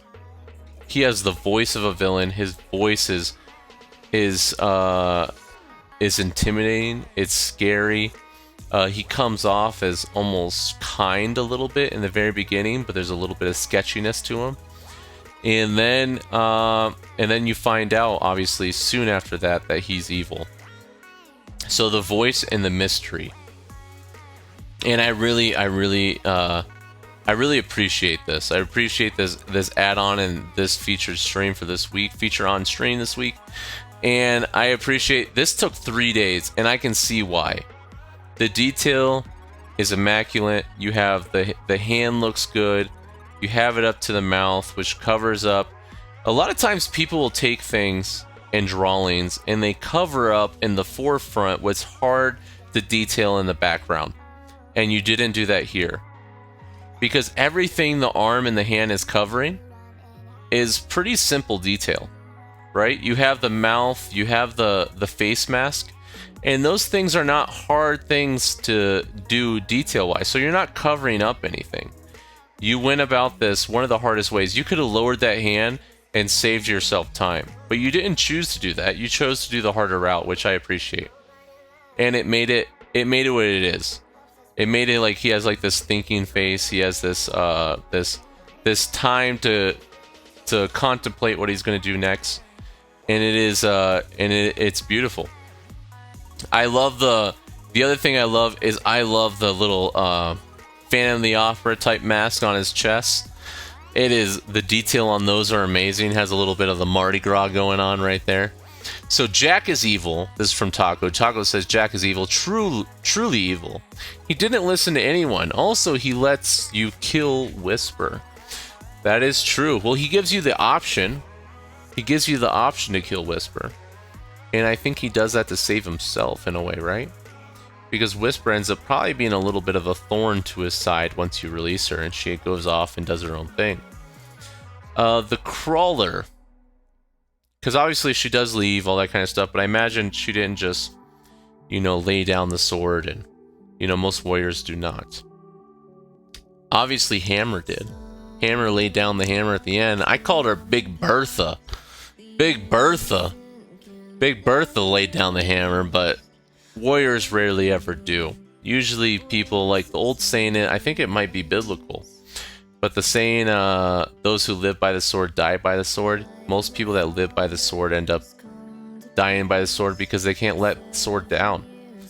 You know, even if you guys go into the Viking saga, the series, not the book, because the book of Ragnar Lothbrok actually has the same concept. It's basically a lot of the same, right? But there is some differences in the book. The saga, not the saga of the Volsungs, but the saga of Ragnar Lothbrok, and and the Viking TV show that was based off the book in a lot of ways. I wouldn't say completely. The ending when Ragnar Lothbrok dies. Sorry, spoiler alert. In the ending, it's very similar. Where people in those shoes, they live by the sword, they die by the sword. He lived by the axe, he died by the axe. He went out swinging a little bit. Obviously, not swinging. He went out on a snake pit. But he went out on a snake pit. But at the same time, he went there for glory. It was a little bit insane, and it was probably a suicide mission. But he did do it. What is up, Dark Gray Moon? Dark Gray Moon is in the chat, everyone. Show Dark Gray Moon some love. Dark Gray Moon at the moment inside. If you want to drop something, because we're not all the way down. Inside of the Discord on the channel, the channel's called Feature on Stream.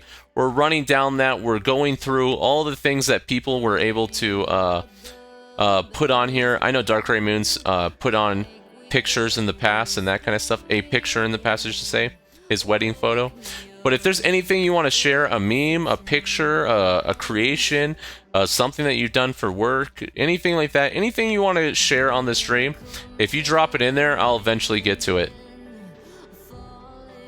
But how are you doing, Dark Gray Moon? How are you doing today?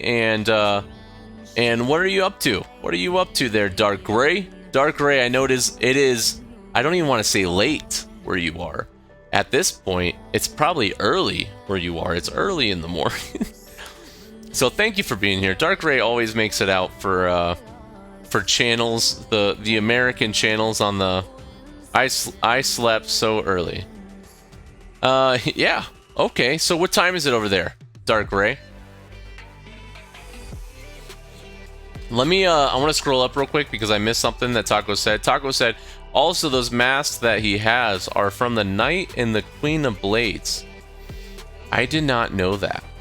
I did not know that at all. Getting towards 8 a.m. An early riser, early bird gets the worm, and Dark Gray got the worm. So Dark Gray, if you want to drop something in here, and I'll bring it up on the stream. If not, that's cool as well. We're just running through. And we're going into Jack of Blades. I hope you know who this is, Dark Gray. I hope you know who Jack of Blades is. The best supervillain in the Fable saga. Don't get me started on lore. I won't shut up. I love it when Taco talks about lore. There was one time I brought up in somebody else's stream. I was watching somebody else play Fable. It was Star. I was in Star's stream and I was talking about Fable.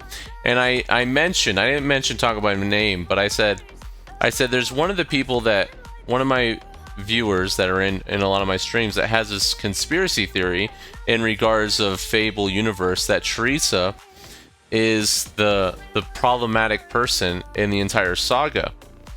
and gave them a couple examples. And with that, what is this? First time chat. Oh my god, if you guys see it, we got Wire MX that is coming in to let us know we can buy followers, primes, viewers at Mount Viewers. Thank you, Wire MX. Let's throw Wire MX. Look at this spam bot that no one gives a shit about. But you know what? We'll drop, you know what? I was going to drop something else, but we'll do one of these. No, God! No, God, please, no! No! No! There you go. That's how we all feel about you, Wire MX. I love to greet these people. They don't exist. They're fucking bots. Nice to know ya. Yeah, and you can't even block them, really. There's no point to block them because you block one, 3 are going to show up. Yeah. Whatchamacall, let's go to the next one. This one was Lady Zebra. Lady Zebra. If you guys can even see this, I don't even know if you guys can read this right now. Man, yeah, you guys can't read this right now. Let me see if I can make this a little bigger for you. It's really confusing. Let me see. Doom. Oh. Right here. Let me do one of these.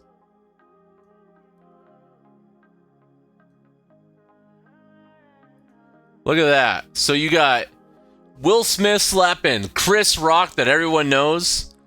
And you have the clip from Fresh Prince of Bel-Air where she says, so the whole thing is, I got in a little fight and my mom got scared. She said, you're moving with your auntie and uncle in a town called Bel-Air. But they didn't put the town. I feel like a bot. Yeah, definitely a bot. Will Smith slap. Smell you later. Yeah. I don't know if you're telling me smell you later or you're telling MX sell you later. You know what's so funny about this, I will say, is you guys know, if you guys don't remember this, or if any of you guys weren't in here before, I had this as an entire stream at one point. Because it was such a hot topic and I was trying to get followers, so I thought that would be a good way to get people in, is because I know this was such a hot topic. And I put out my little 2 cents on my little conspiracy theory about this entire situation. And I think Drift was here for that, and maybe a couple other people. But my conspiracy theory is that it was fake. And I still hold true to that. I'm wrong. It's not a hill I'm going to die on. But part of me was like, this is the way I felt. It could have been 2 amazing actors that had a non-planned moment. Like, they had a spontaneous, the slap, yeah. The slap. It's just like, I know that Will Smith got in trouble and all this stuff, and I feel like I said, it's this opinion and it's not a hill I'm going to die on. I see, AJ, yes, I can see why it was staged. But the way I look at it is it could have been 2 amazing actors that had a spontaneous moment. Right? A moment of frustration, all that kind of stuff. Or it could have been 2 amazing actors that had a planned moment. Obviously, Will Smith got in trouble with it and stuff like that. But did it hurt his career? If Will Smith made a movie today, I think more people would go see him based off this. Will Smith has been a huge name for a long time, and he's been a drawn-out name, right? He's been used for his marketability in a lot of cases. However, but more violent. Same, yes, I do understand that. Dark Gray Moon says, like Kanye's interruption of Taylor Swift, but more violent. Yes, I feel the same way with that. Same way with that it could have been a planned moment. It was just like, I think it helped both of their careers in a way. It labeled Kanye as a villain, which I think that was the aspect. It's kind of like with the Kanye moment. Let's say let's compare Kanye with the UFC. Kanye is in some ways the Conor McGregor of hip hop, right? People look at him as a villain, but the same thing with Conor McGregor. And what helps? What helps sell tickets? What helps sell? Conor McGregor is what he is based off of his villain aspect. People love Conor McGregor because he is a villain, right? And at the same time, that was the same thing with Money Mayweather. Money Mayweather's always been a great boxer. He's always been an amazing defender, right? He is going to live long in life, and he's probably not going to have any mental problems because he's been so good on the defense game. However, the reason why people pay to watch him is people want him to lose, right? Just because he's so cocky. The same thing with Conor McGregor. People pay to watch Conor McGregor because they want him to lose. People start paying attention to the villain just as much as they start paying attention to the victors, to the victims. People feel bad for Taylor Swift. People feel bad for Chris Rock. But who came out of this on top? Did Chris Rock come out of this interaction on top? In reality, Chris Rock, though he is a good actor, he did not come out of this on top. The name that has came out of this in the forefront is Will Smith. If I was a PR person, I would plan this. If I was a marketing person and I was in charge of the PR for Will Smith, I would do this. I'm guessing Will Smith has an apology letter out there. I don't even know. And I do know that all those apology letters that anyone puts out are bullshit. Every single one of them. There's so many aspects. Like, there was a guy that I follow, a famous guy, I don't want to say his name, that he said that he did something wrong. He got an apology letter, that was written by his publicist. His publicist gave him an apology letter, and he said he didn't want to do it. He wrote his own thing, right? He said that he saw that same exact apology letter, word for word, read out by somebody else over a similar situation. So they're just recycling apology letters that are written by professionals. These aren't apology letters. Like, if I made a mistake and I was going to sit down and write an apology letter, I would put my heart out to it, right? Because I need to correct what I did wrong. These people don't do that. These people aren't going to do that. They don't have the time. And they don't care, right? I know this is maybe a big thing to say right now, but I want to go big screen for this. Movie stars don't give a shit about the people they're entertaining because they live in bubbles. I think the person that said this the best was Ricky Gervais when he called them all out, and he told everybody they're full of shit. He said that, what did he say? He goes, all you guys think you're the best, but if the best part of it is Ricky Gervais said, if Al-Qaeda came up with a streaming service, you'd call your agents to get booked on it for the extra money and pushing your markets to other regions. You know, like, he was just like, that's what he was calling everybody out. He's like, all you guys think you're so great, but you know, you allow pedophiles and all this stuff, and there's all these things that everything gets just pushed on the wayside and no one gives a shit about until it becomes until it comes into the public eye. Like, you had Harvey Weinstein. How many people did Harvey Weinstein work with? Hollywood. He worked with everybody. Everybody knew what he was doing. No one cared until the public found out. Yeah. As soon as the public found out, then everyone was like, oh, he's a bad guy now. But you know what? They were willing to work with him when he was signing their checks and putting them into movies. Right? I'm just fixing my little thing right here because obviously I made this big screen. We'll do that real quick, and then I'm going to drop it right there. It's back to where it was. And thank you, Lady Zebra. I'm pretty sure she's sleeping right now. She can't hear this right now. And but you guys know I love the Lady Zebra. Obviously, I'm married to her. But Lady Zebra dropped that in there. Drift through in his cars. Let's see what we got going on over here. This, I want to say... Man, I was going to say a Mustang, but now I don't know. Maybe I don't know what this is, Drift. It's not a Mustang. It looks a little bit too boxy. It makes me think Camaro or Challenger or one of those Charger type things. But Drift, if you're still here, you can tell me what this is. Jada lost. There are a lot of memes of her. Jada is never going to lose. People hate her. Yes. Will she leave? Probably not. Is she a multimillionaire? Of course. A Dodge Challenger. That's what I was thinking. Obviously, it's an American muscle car. And I always enjoy the Dodge Challengers and the Dodge Chargers, so I do enjoy that. I like them a lot better than I like the newer Camaros. I like old Camaros, for sure. But the newer Camaros, I don't know. Nothing that I write home about. I think they have a lot of reliability issues. Obviously, American cars have reliability issues in a lot of ways.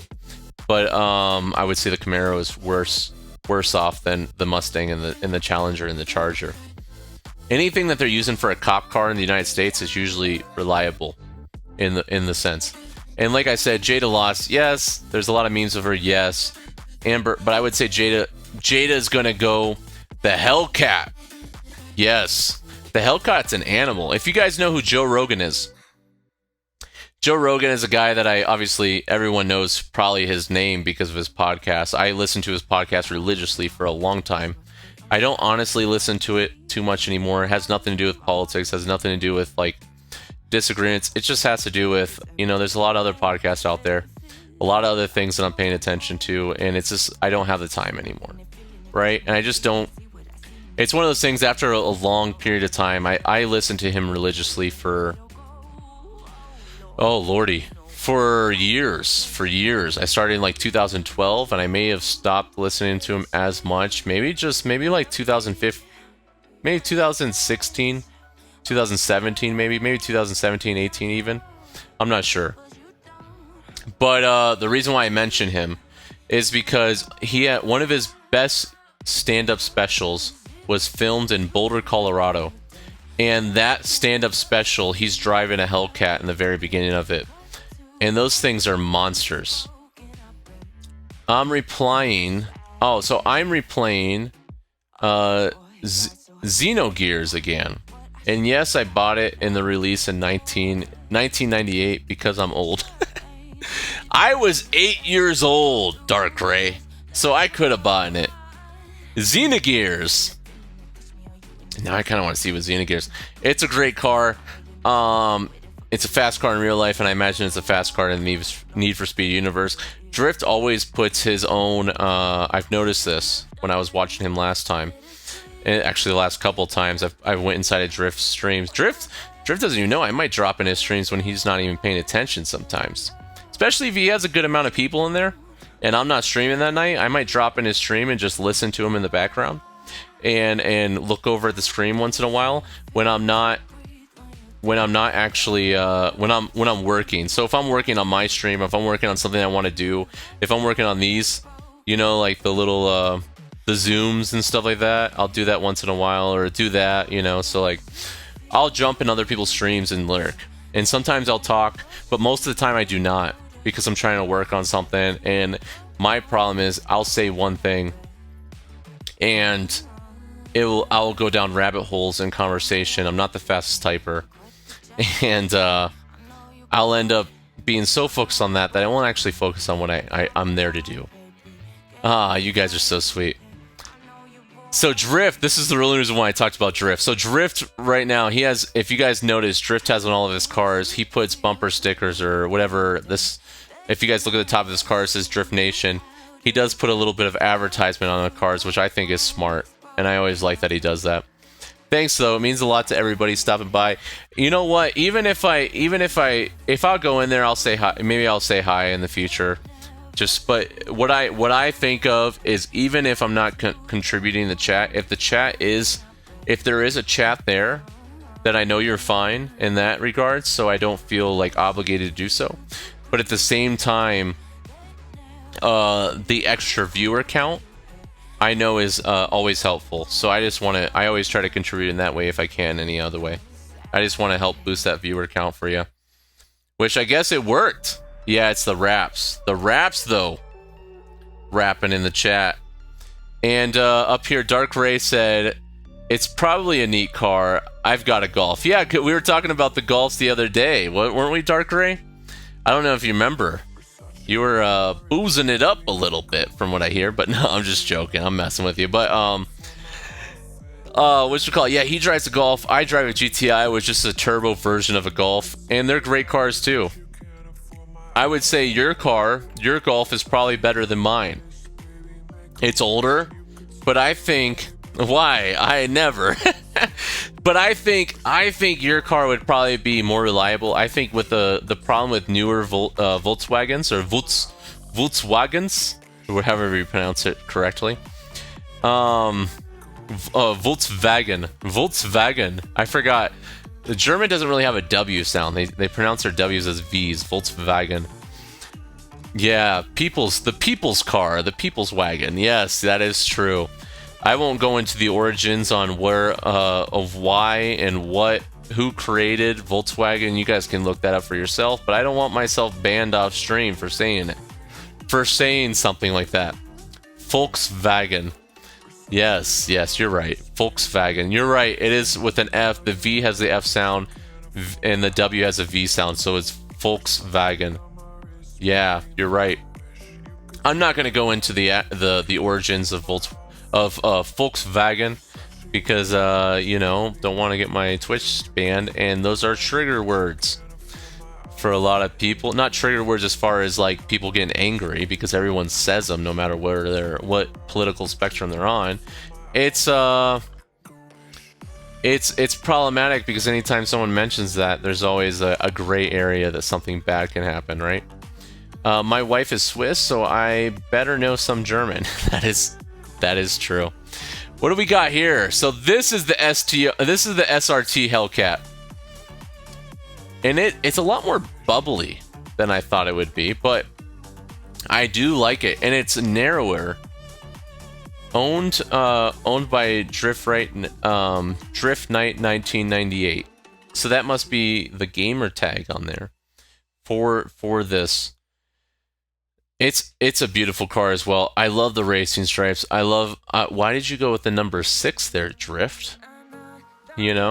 That is a question. Why did you go with the number 6? I do enjoy the number 6 just because it's a devious. It's the SRT 8. Yeah, it is the SRT 8. You're right. I didn't know, but I'm acting like I did. But yeah, SRT 8. So 6. Why did you go with number 6? I do enjoy the number 6 on when people ask me for a number through 1 through 10, just because most people don't pick 6. Most people stick with 7 and 3 for obvious reasons, and 6 have a little bit of a devious background. People think of, something almost demonic when it comes to it, and I think it's funny. I don't know. Mark 6 of my designs. Okay. So Mark 6, you're going into Volkswagen a little bit there. Volkswagen loves to do the Mark 1. I have a Mark 6 actually, but they always go into the Marks. Mark 1, Mark 2, Mark 3, Mark 4, Mark 5, Mark 6. And I'm sure they're coming out with the Mark 7 if they haven't already. That honestly doesn't look bad. I'm not a huge fan of modern American cars. Do you prefer older American muscle when it comes to American cars? Dark Ray? Like the Chevelles, the Novas, the original Chargers, like stuff like that. You had even the El Caminos or the old Camaros or that kind of stuff. The old Trans Ams, like people love those cars, and for good reason. They're good cars, they're simple to work on, and they're beautiful. They're works of art. Older. So are you talking about 50s? I was gonna say 50s. So the classic 1957 Chevy. What you like the wings. Is that what it is? You should make a pink car someday. I do like the pink cars on these games. I would never obviously own one in real life because I drive one car. I don't want to drive around in a pink car. Purple's cool too. I like purple, but I really like pink when it comes to these games as far as the cars. Sure. So Dark Ray likes the wings. He likes it so you like it when one of the things about American trucks when they had the column three, what is it, the stick on the column, where you had the stick shift on the column, those were impressive. I would love to get one of those. The side step trucks, you go into the wing cars, where you had a lot of obviously it was during the space race between the Soviet Union, and a lot of American cars were kind of inspired by the space race, so there's a lot of like space futuristic stuff going on with the cars. Impalas, Bel Airs. Okay, I see what you're saying too. The Impalas are really nice cars back in those days. And you know what sucks about Impalas? One of the things that I hate more than anything, I feel you probably feel the same way, Dark, so hear me out. Impalas were such an impressive car, and it was such a beautiful car. And then when they start making them in the future, when they started making them, I guess not in the future, in modern times, when they started bringing them back, they were dog shit. They looked terrible in comparison to what Impalas used to look like. It's frustratingly bad on how bad they turned what was a beautiful car into something that was like, it was essentially, I don't know, it was essentially an A to B driver with nothing impressive about it and terrible reliability. Look at this. Scoring a big prize 4 years ago. This is dark. This is gonna be Drift over at this is, I'm guessing, I want to say you're at what is that called? Dave & Buster's. The 67 Impala is sort of my dream car. Yeah, the 67 Impala is a beautiful car. I would also put on the same in the same realm as that would be the whatchamacallit, the 67, and the only reason why I'm thinking about, because 67, the 67 GT Shelby, and the 69 Shelby as well. You had the 350 and the 500. Folds. I'd like to see you wiggle, wiggle. For sure. Make me wanna dribble, dribble. You know, Riding in my feet. You really have to see it. The Niagara Falls Arcade. I'm guessing you were at the Niagara Falls Arcade on the Canuck side. The pretty side. The American side is nice in a way. The Canadian side, if you guys ever want to see one of the little marvels of the world, little natural marvels, one of them is Niagara Falls in the United States, and that borders the United States and Canada. If you ever go see Niagara Falls, do not go on the American side. You will be disappointed. Go on the Canadian side. The Canuck side of the Niagara Falls is leaps and bounds aesthetically more pleasing than the American side. The American side is located in Buffalo, New York. The city itself, nothing to write home about. And outside of the city, when you go from Buffalo, New York, yeah, the Buffalo chicken, that's good. But if you want to go there to see, I love that you just said that. Can you throw myself with a barrel? People have done it. They have went down there Falls in a barrel, and I think that is insane. If you ever see Niagara Falls in person, you'll realize how crazy that is. When it comes to it, if you want to look and you want to see Niagara Falls itself, the Canadian side is the better side to go. It's cheaper in a lot of ways. They have casinos just like the American side. If you like casinos, I'm not a big fan, and aesthetically, the actual Niagara Falls on the Canadian side is so much better, so much better. I do want to say I did see a video back in the day where somebody was able to get their hand inside of the bottom and they're able to move the wheel themselves. So they purposely put it on the 1,000-point tickets every single time. I thought that was hilarious. So smart. Hopefully they did not get caught. Because what are you winning in the end of the day? Prizes that cost 10% of what you paid to buy for the, to play the games. But I guess you get the games and the prizes, right? You get the the service, the experience of the games, and at the end you get some shitty prize to remember it by. That you'll remember it for a week because those prizes are most likely going to break. The pizza from the States, though. Yeah, the pizza in the United States is very good. You have, and it changes depending on where you are. You have the pizza on the East Coast, which is very New York style. And New York style is by far my favorite style of pizza. It's that very thin crust. The bread's perfect. It's very big aspect on that. And then you have Chicago. You have the Chicago deep dish pizzas. And then you got, I would say, some people argue California has some okay pizzas. Not there for me. I'm not a big fan. Texas has good pizza too. Texas puts, I've been to places where they've had barbecue brisket in their pizza. And that's amazing. Barbecue brisket, not barbecue, smoked brisket pizza. But like when you go to Texas barbecue stuff and Texas smoked and that kind of stuff, they'll incorporate those aspects in almost anything. I've been to sushi places in Texas that were putting smoked meats in their sushi. That's how big Texas is when you have Japanese people putting smoked brisket into sushi. You know, like Texas is another animal. Do you whatchamacallit? And I just noticed you're on a Mac. How perceptive of me. Yeah, the Mac is not my favorite. I don't like Macs. I'm not a proponent of Macs. And in saying that, I also have an iPhone and a MacBook. I would say that this MacBook is my wife's. I had a different laptop and it broke. So now I use the MacBook.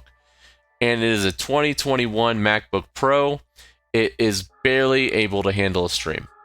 I have to do a lot of finagling in the system, a lot of deleting of files to keep my memory low, and I have to delete everything going on in the background to make this Mac be able to perform at the level it can.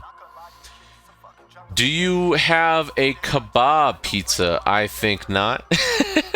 A kebab pizza. I'm guessing, you know what? I will say, if you went to certain parts of New York, I would not see it far-fetched to see a kebab pizza. You have a lot of Turkish settlers. You have a lot of that kind of stuff. And even in Massachusetts, when I was in Massachusetts, I used to go get kebabs all the time. If I'm even pronouncing that right, I know people have their own things with garlic sauce and fries. I love garlic sauce. And I love fries. And that's obviously a big Turkish thing, the kebabs and they're shaving it off and that kind of stuff. And I would imagine in parts of New York, maybe Massachusetts, you would probably see that. It would not surprise me at all to run into that in those areas. It would not be something that you would see all over America though. Like where I live now, that's not a thing. Where I live now, when we go get pizza, we usually get a margarita pizza. I like spinach, tomatoes, ricotta cheese, basil, and garlic on my pizza. And I really enjoy just a regular cheese pizza. Like plain Jane regular cheese pizza. Because I feel like all those flavors in pizza are great. But if you really want to know how particular in the quality of the pizza that you're getting from this particular pizzeria you're shopping at, get a cheese pizza first. You will know if they're gonna, if their cheese pizza is phenomenal, the rest of their pizza is gonna be good. But all the flavors can really mask a shitty pizza, a shitty quality pizza, because all you taste is garlic, all you taste is this or that, right? Or a ricotta or something like that. But if you just get a regular cheese pizza, if that cheese pizza is gonna be good, the rest of it is probably going to fall suit. Like Germany. So in Dark Gray Moon, like Germany, yes, we got a lot of Middle Eastern food here. Yeah, I can imagine. In Germany, especially in the past couple years, there's been a lot of immigration to Germany from the Middle East. In the past, like, I would say probably, 10 years? There's been, obviously, there's been for an extent for a while, but it really ramped up. Maybe about, like, within the last 10 years, within the last decade. With that, I'm pretty done with the drink I had. I made a huge mistake with this drink, by the way. So, sketch for my brother's favorite anime character, the Shield Hero. So we're still what's it? Drift got this shield hero right here. I see the shield right here on the front. He's blocking what looks like a fire attack. I'm guessing whatever this anime is what is your favorite anime there? This talk is making me hungry. I'm sorry about that, Drift.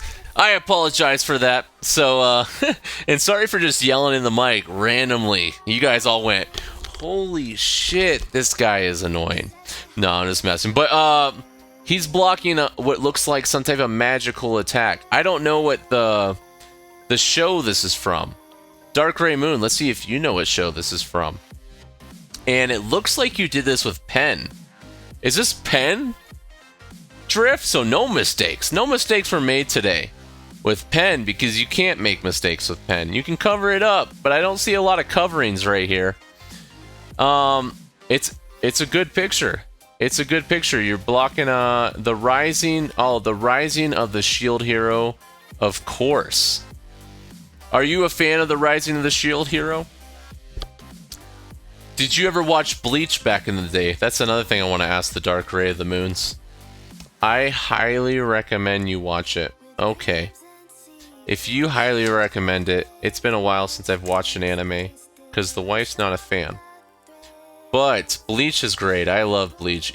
I had a dog that was named Ichigo Kurosaki. Is that his name is? It's been a while since I've seen Bleach. Ichigo... Yeah, I had a dog just named Ichigo. Because of Bleach, actually. The Rising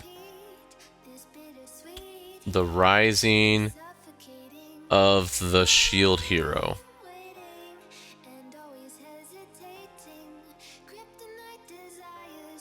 The Shield Hero. Alright, so I just run it. Yeah, it's all pen. That's what right when I saw this, I'm like, that's all pen right there. I like how you put the DS. There's his real initials, people. DS. I want to say... I know your father is... you said your father is from India. So I want to say the first name might be more of a typical name, like a David or a Douglas or something like that. And I think the last name might be more traditional, but I can't think of a traditional Indian name off the top of my head, which making this even harder. But I'm not gonna guess your last name. That would probably, and I don't expect you to say it, because that's something that I wouldn't advise for you to do there, Drift. But Trinidad. Oh, your father's from Trinidad. Trinidad and Tobago. One of my best friends in high school growing up, his last name was Ramatar.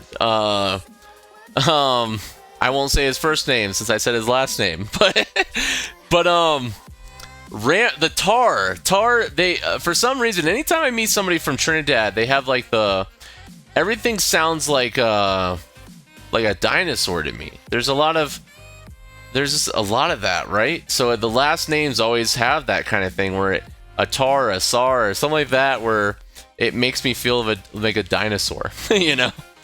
And one of my best friends was from Trinidad. He had a great family, a lot of good people I know. I've known a lot of people from Trinidad. I love some curry goat, you know, and I love some oxtail. I love oxtail. It's one of my favorite things. Actually, my dad's favorite dish is always oxtail. If he gets to pick a dish for his birthday, he always picks oxtail. My family has a lot of family friends that are Trinidadian, so anytime, so my mother knows how to cook a lot of Trinidadian food and stuff like that, and anytime it's my dad's birthday and my mom says, what do you want me to make you this year? My dad always says, I want some oxtail. Can't expose my real ID here. Yes, I do not advise that you should, so I wouldn't say that. Ghost in the Shell is by far my favorite. Ghost in the Shell. Let me see. Ghost. So you're half Trinidadian. The Shell. That's funny. I didn't know there would be a big Trinidadian population in Canada. pretty far away. You went from your father went from the warmth tropical lands of Trinidad to go to Canada and the nice freezing tundra in comparison. Like, obviously you're not in the coldest part of Canada, but it is Alaska in comparison of Trinidad. My mother chose my name, so it is and your mother is a Canadian, right? Is she a Caucasian, Caucasian Canadian? And that makes me think it might be more of a traditional, I shouldn't say typical, more of a traditional name in North America. My mother's from England, so yes. And English, yeah, it's probably like, maybe I'm leaning more towards Douglas now that it's English, but I would say David, because David's more common to see than Douglas. And I can't think of anything else that would start with a D. And obviously, as soon as I get off the stream, I'll think of 20 more names that start with a D. D's nuts? Maybe that. No, I'm just messing. So, we got a JDM sketch. Here we go. Wow, the car sketch right here is really good. The proportions on here, the wheel turn in the front, and being able to mirror that with the other wheel. These type of drawings look easy when you see them, because they're almost simplistic when you see line drawings and not a lot of shading. They look simplistic and they look easy to do, but they're extremely difficult. Anyone here that has any type of has tried anything artistically in their life will know how difficult it is to draw 3D items, even if it's especially without shading. Shading almost can help you create an item in 3D, but when you're running lines on an item and it turns out to still have a 3D aspect to it, these are very, very difficult to do, and you did it flawlessly. That's really nice. I'm trying to see what kind of car it is. Of my cousin's car. Yeah, I was trying to see what it is. I can't really, I'm looking down at the symbol. I can't tell what it is. It's a little distorted. And we got you know what? We got some more action right there. We got Drift Knight Nation's legs right there. So if any of you creepers out there, well, I've been waiting to see what Drift Knight Nation's legs look like in a pair of what looks like jogging pants or shorts. There you go. There you go. bunch of weirdos. No, I'm just joking. But no, I love it. I love it. So let's go on. I'm trying to push this. Let's give him a little heart too. I'm liking it. Let's give this one a heart. Let's go up and give a lot of reactions up here. You know, I like to put in the zebras a lot, and you guys probably notice we have a lot more than just the zebras. Sometimes I'll put the zebra in, even though it's not one that I created. And I already did that one. And always, I really enjoyed. We got Kiddo, and we got you know, and the boyfriend up there. Wow, this is nice. Hold on. I was not expecting it to be this nice.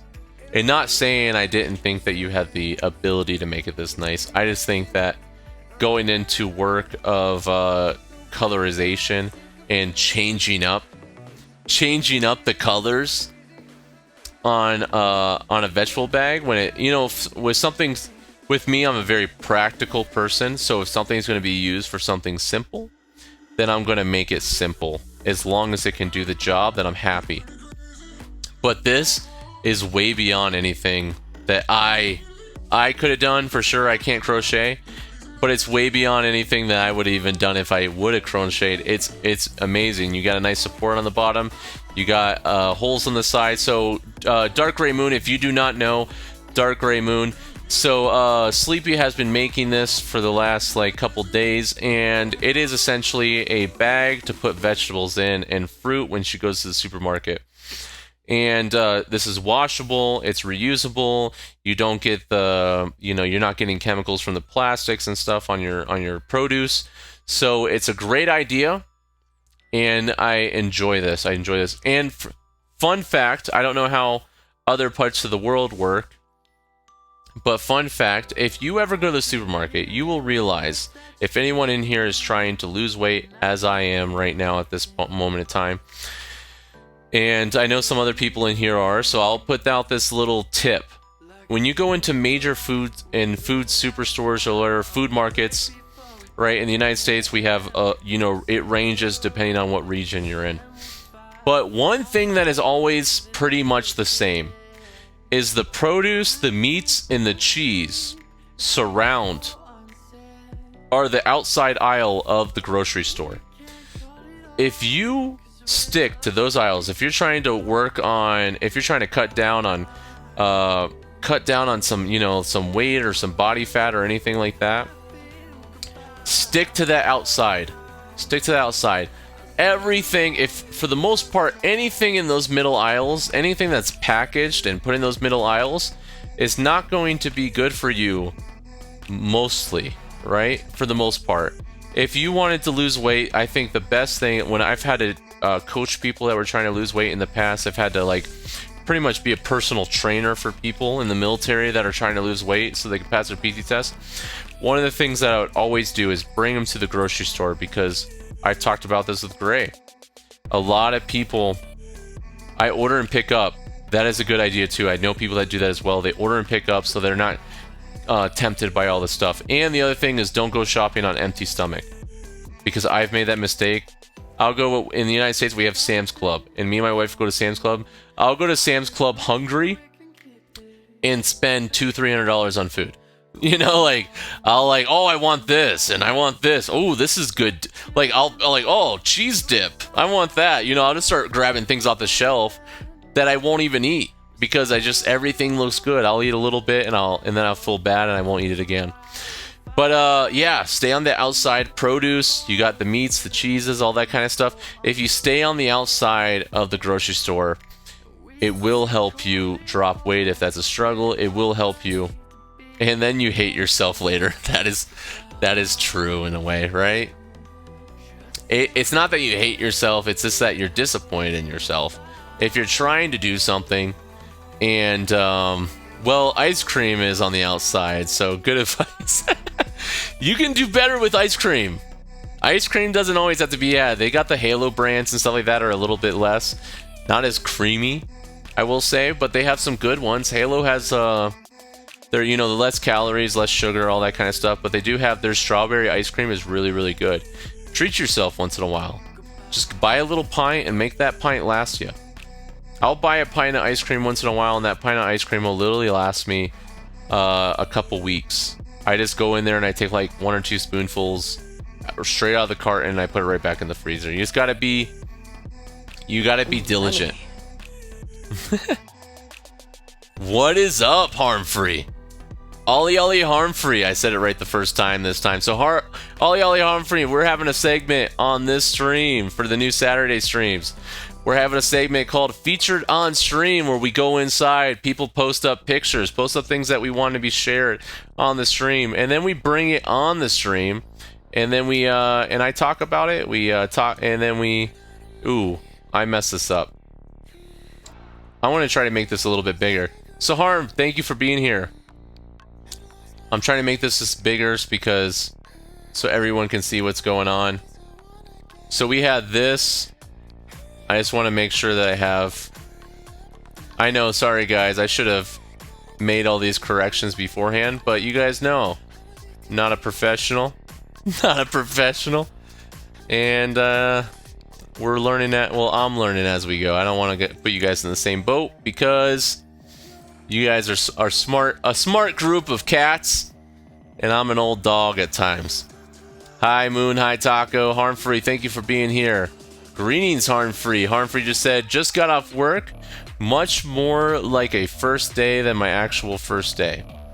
Wait, what? Stuff happens? I drift. Nice, Harm. So just got off work. Much more like a first day than my actual first day. Why do you say that? Did you move sections again? If you guys don't know, Harm got put into the garden section the other week, where he said It's my second day at work. Oh, are you still working at the grocery store when you said you got put into the garden section and your legs and shoes were soaked because you're watering stuff all the time? My first day was literally watering for 8 hours. Yeah, so it's the same job. So yeah, Harm was talking about this on his stream last week.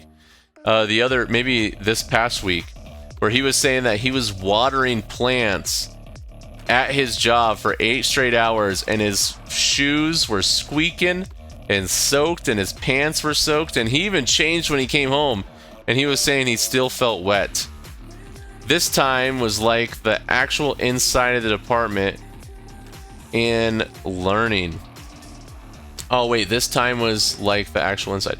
So you know what it was, Harm? What it is that on your very first day they put you on a task that's more of a nuisance that they don't want to do, and it's pretty easy to do that you can't really screw up.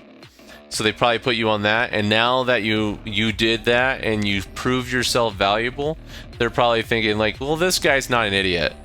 Let's teach him something, which then makes things more difficult. I imagine that's what happened. So this is how 2 Hero meets in Fable. Wait, this is how 2 heroes meet in Fable 2. So let me see. So Hero 1. You're making me redrift. You're making me redrift. What's going on? Boom. What's going on now? Oh, I'm an idiot. Here we go. Drift.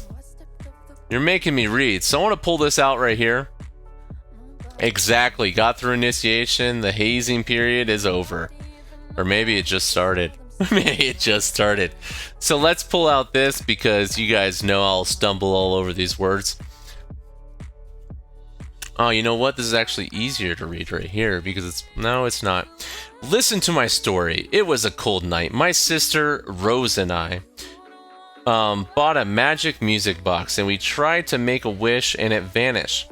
So then we get summoned by Lucian to go to the castle and he tricks us. He shoots my sister. Bummer. And then me. But I survived. So then I got older and Teresa said to bring me... she'd bring me to a place where my hero powers would reawaken, and they did. So then Bowerstone was closed off because of a bandit named Thag. So it was up to me to kill Thag, and then the other hero says, "That's cool, but you should really hear my story. It was a cold night. My sister Rose and I bought a music box and we tried to make a wish and advantage. So then we summoned by Lucian in the castle, and then he tricks us. He shoots my sister, and then me, but I survived.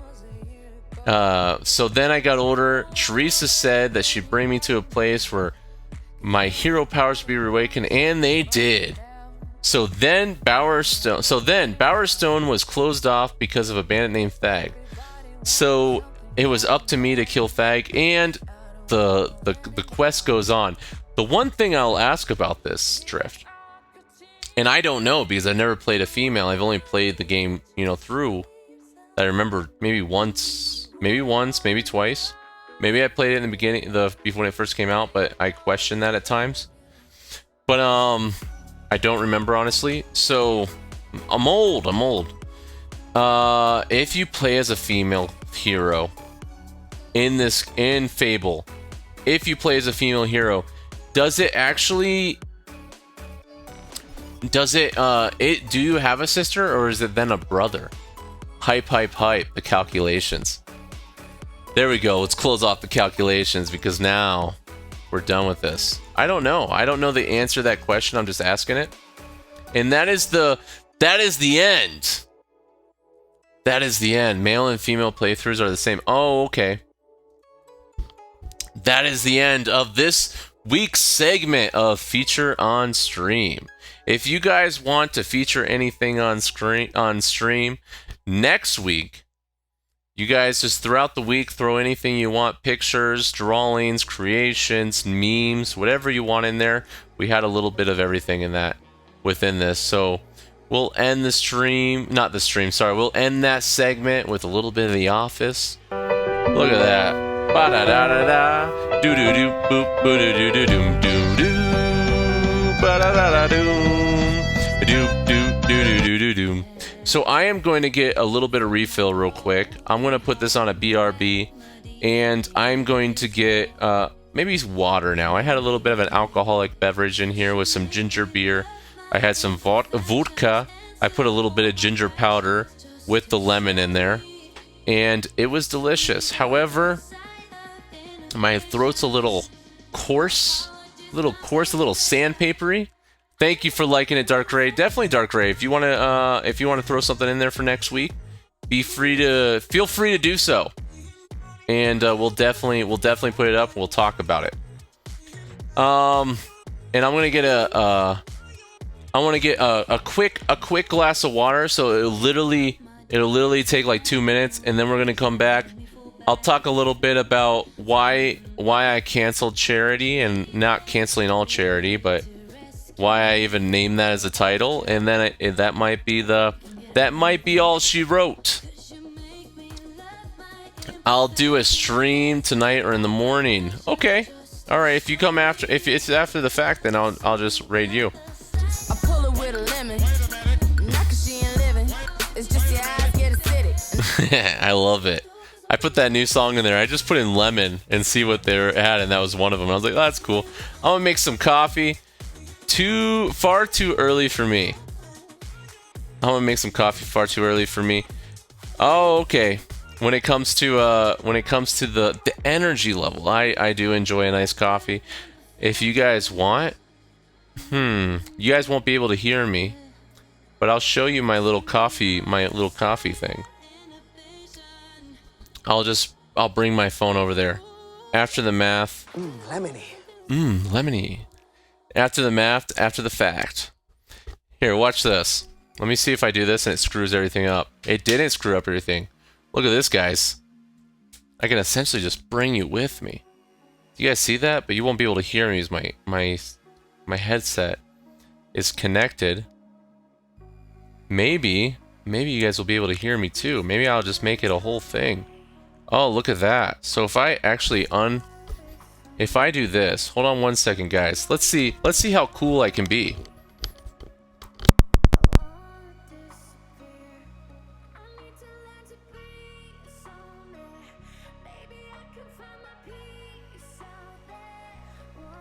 Hello?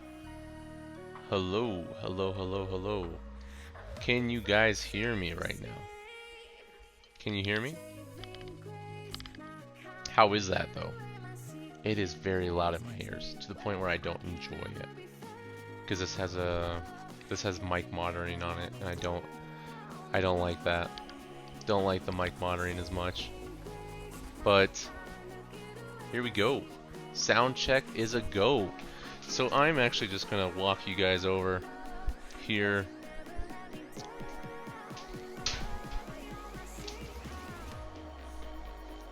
And I'll show you guys. I have a couple setups. I usually do a French press, which I don't have a thing out. I think my wife put it away. But here, let me turn on some lights. I gotta talk quietly, because everybody is sleeping right now in this house. This is what we got going on. If you guys don't know what this is, it's a Virtuoso coffee grinder. This is amazing. Put the coffee beans in there, grind it up right here. You got some of my basket I told you guys, and I usually put it in the Ninja right here, which is a lot of fun. Or I'll actually put it in a French press, which I don't know where it's at this moment. But here's my glass.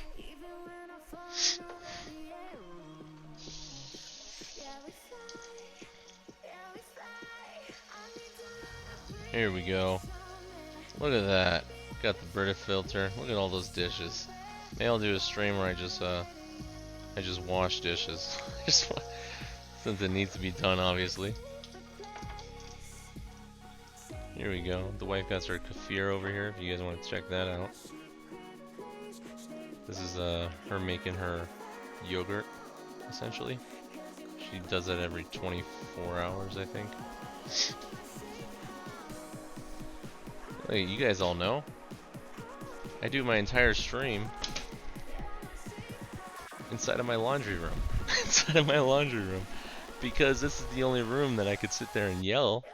And nobody is actually going to get upset, you know? Like, I'm not going to wake up the wife, I'm not going to wake up anybody. So I do it right there. So you guys saw a little bit of the house right there. Some hydration. Hydrate. So we got some lemon water going on for all the lemons out there. Hey, they got that suppression.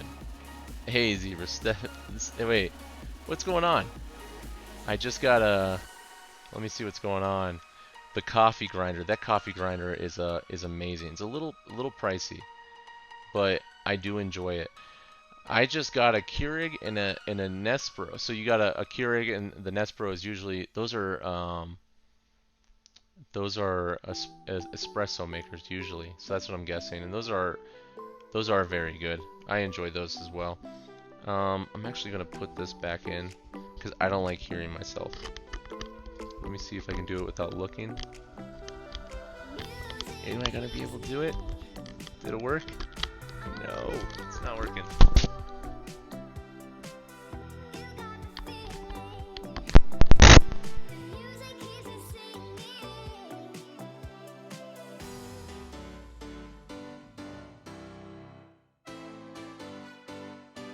There we go. There we go. Can you guys still hear me? Just want to make sure you guys can still hear me. I think it might. Which one sounds better, by the way? Does it sound better when I go wireless, or does it sound better right now? That's what I'm wondering. Nice. Hey, got that suppression. Suppression. I don't know what suppression means. Hey, Zebra, step up. It's the best location. Nice. All right, fix your setup and go for a break, Zebra. Ear reveal, let's go. Oh my god, you have ears. Wait, what? I'm so confused. Yep, wired. This one sounds better. Okay. Lower volume when not wired. Oh, okay, much better right now. Okay. You know what it is? Oh, suppression. I just know what it, yes, this one's better. So Harmfree was saying sound check is a go, but then he said, hey, got that suppression. Whatchamacallit? So when it comes to doing this mic I have actually gone through the settings when it's wired up and have messed with the settings to make it sound slightly better. Little things like if I whisper, if I talk, let's say, if I talk like this, it actually raises my whisper up a little bit so you guys are still able to hear it. But if I talk very loudly, like that, it actually suppresses my voice a little bit so it's not blowing out your ears. So I can yell a little bit and it won't kill you guys. But yeah, so in the other one I have never messed with. I try to hook up the wireless setting just for a little bit to see, and as soon as I did the wireless setting, I did it this past week while I was watching Harm lurking, and as soon as I did that, I automatically was like, this is not something that I want to do, because I can hear myself talking in my own ears, and I don't like it. I don't like that mic moderating on my ears. What's the headphones, by the way? Here, I'll take them off real quick so you can see them.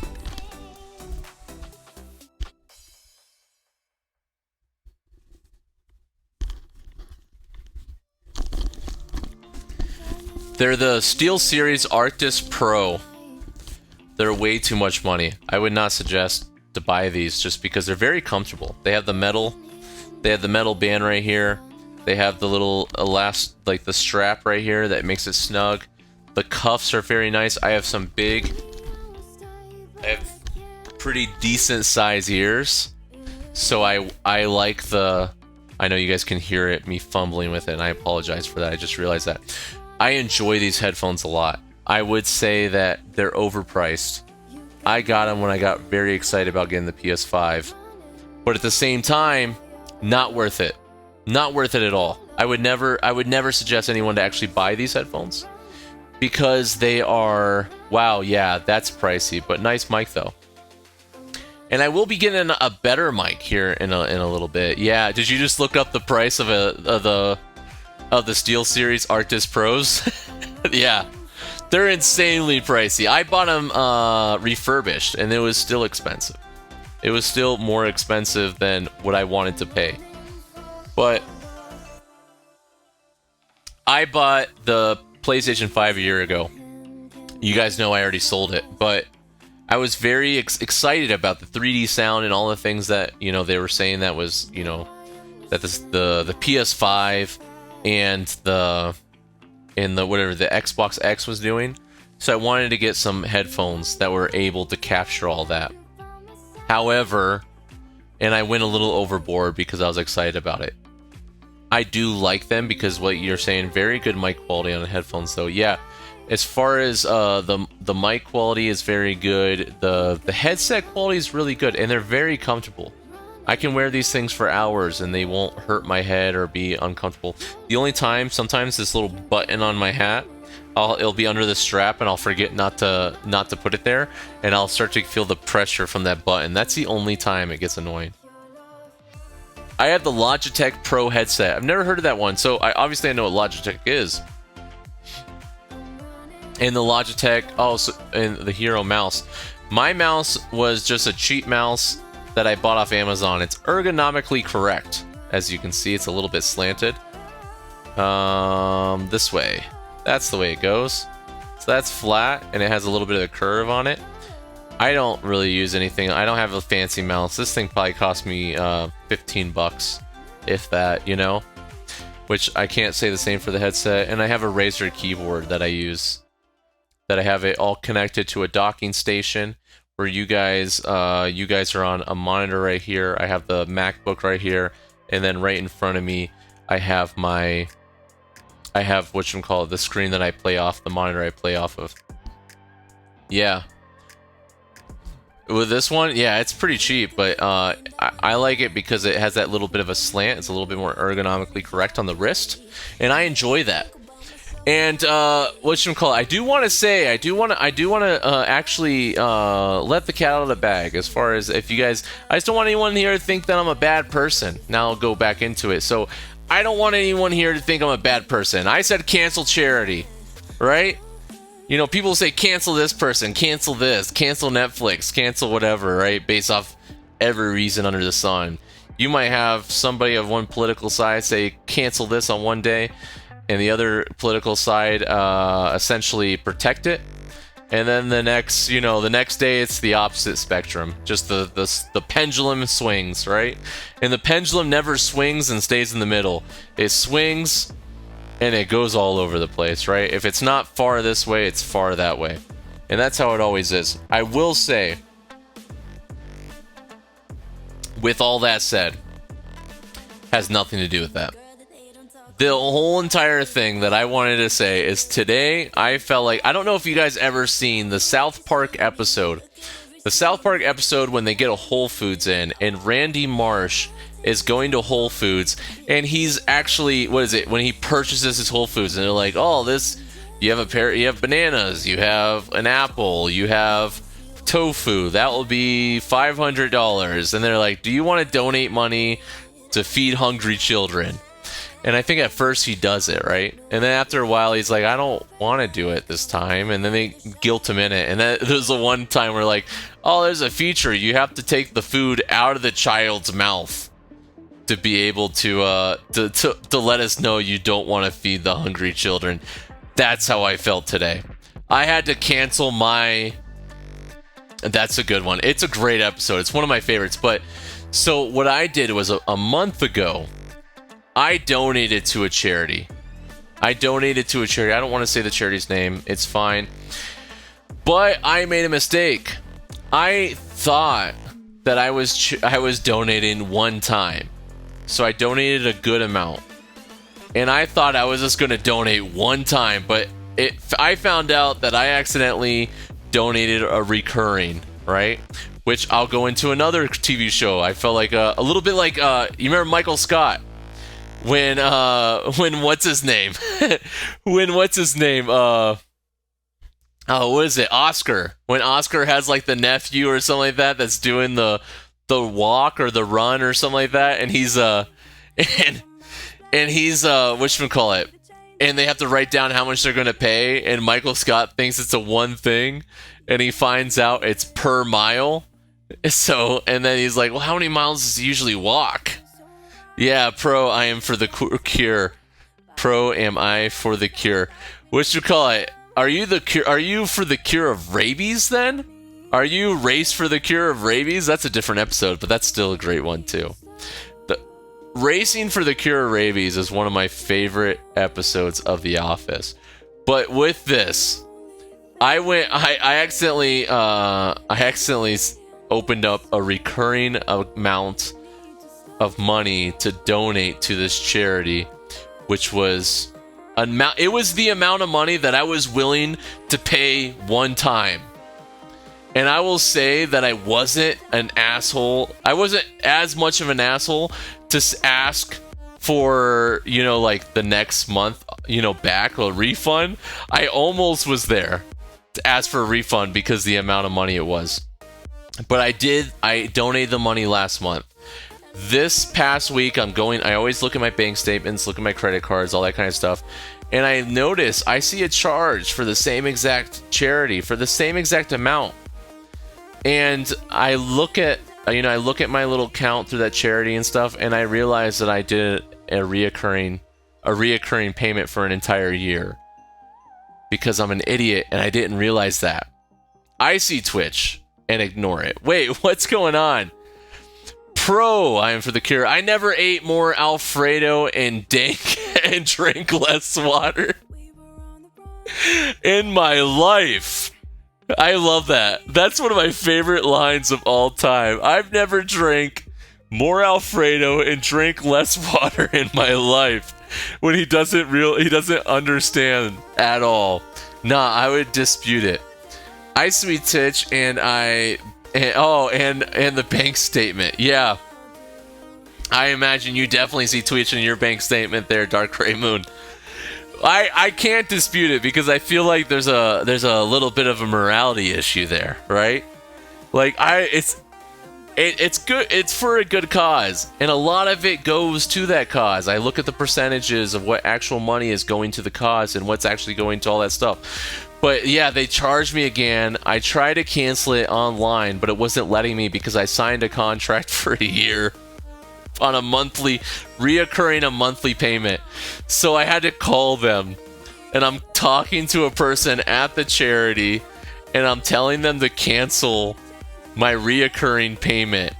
And it was like I felt like Randy Marsh pulling the burger out of that kid's mouth, where I had to like explain it to this person first. And the person you talk to the first time is never the person that's going to do shit. And I don't know why I explained the entire situation to them, because then they hear my entire story. They know that I'm just a random guy trying to cancel my reoccurring payment. And what they do is they just kick me to the next person. And they go, oh, we need to send you over here because this person over here is the person that can actually deal with this problem. And I go, oh, fuck. Now I have to make myself look like an idiot to a secondary person, a person outside of the circle that I'm trying to stay within. So I get kicked over to that person. And I have to explain that I'm trying to cancel donating to charity.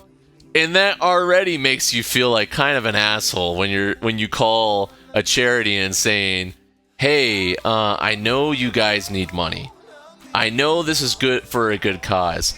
And I'm not... Hold on, I'm looking back here real quick because I forgot to plug something in. And I'm not disputing that. I'm not disputing at all that this is for a good cause. Sorry, guys. I know that's a bit of a segue. I'm not disputing that it's for a good cause. But at the same time, it's a good amount of money, and I don't want to be charged that every month. Because I don't, I'm trying to put it in layman. I'm not going to say how much money it is. I have a lot of streaming services that I have because we have kids. So we have the Disney Plus, we got the Hulu, we got the Netflix, we have YouTube TV because I watch American football during season, and it's usually on YouTube TV, and Peacock. I have all the streaming services. HBO Max. I would say that it costs more than all those streaming services put together. You know?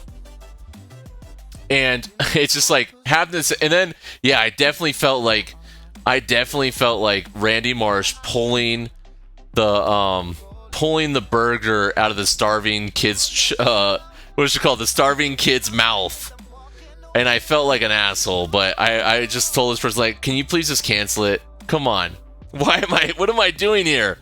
Wizard of Corks. So Dark Gray Moon gifted a sub. Dark Gray Moon likes this story because I think he feels my pain right now. Thank you so much, Dark Gray Moon.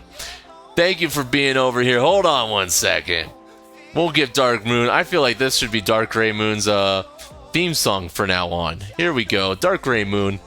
Let's say hi. Glorious. No, there we go. Till I am glorious. You watch American football? I listen to American football. You listen to American. Wait, you listen to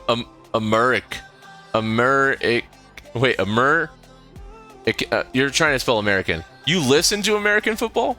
Do you listen to it on the radio, or is that sarcastic? Wait. Now I'm confused. I ignore eBay because I spend too much money on Spider-Man games. That's funny, Harm, that you say that. You know what would be so much easier, Harm, is if all those games that you're buying for Spider-Man was just on, if they just included those games on Xbox on the market. I imagine they would sell those games so much cheaper. Emotional damage. I love it. So they would probably sell those games so much easier than you're buying on there. But I understand they have the server and all that kind of stuff. It's probably just, they look at it as a waste of space almost, or a waste of too much things to put into space that they can use for other things. So what's your favorite team then? I am a Steelers fan. Pittsburgh Steelers, that is my team. 100%. I like other teams. I like watching other teams and that kind of stuff, and I will. But that is the team that I grew up watching, so that's the team that I stick with. And it's a team that my family watches. People hate them, people love them. They do have the most Super Bowl rings, I will say that, but actually not. They're tied. They're tied with the Patriots, actually. So what's your favorite team? Harmfree says they spell it American football, like that. That's how they spell it. That's so in Sweden. Is it a big football thing? Do people in Sweden enjoy American football? Or are they? I obviously know that in all of Europe, football is a little bit more popular than American football. They would be way cheaper. It's $60 just for Shattered Dimensions. Yeah, which is crazy for an older game, but obviously supply and demand, man. Those games are disc, and disc have a shelf life, especially when children are buying them and not taking care of them.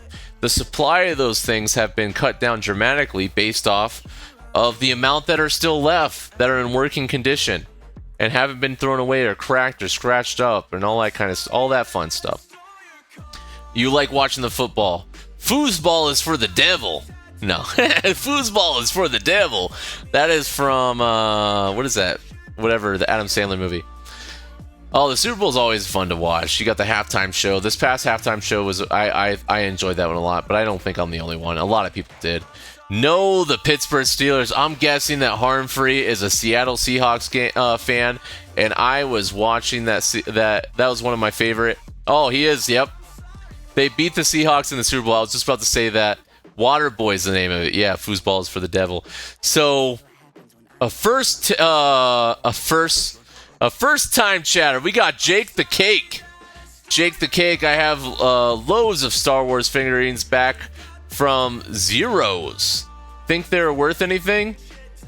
Oh, back from zero. So that's what I was trying to figure that out. You have, so first off, Jacob Cake, I want to say thank you for your first time chat. Thank you for being here, man. I'll throw you a little bit of an Office theme song. If you're buying, probably, most definitely.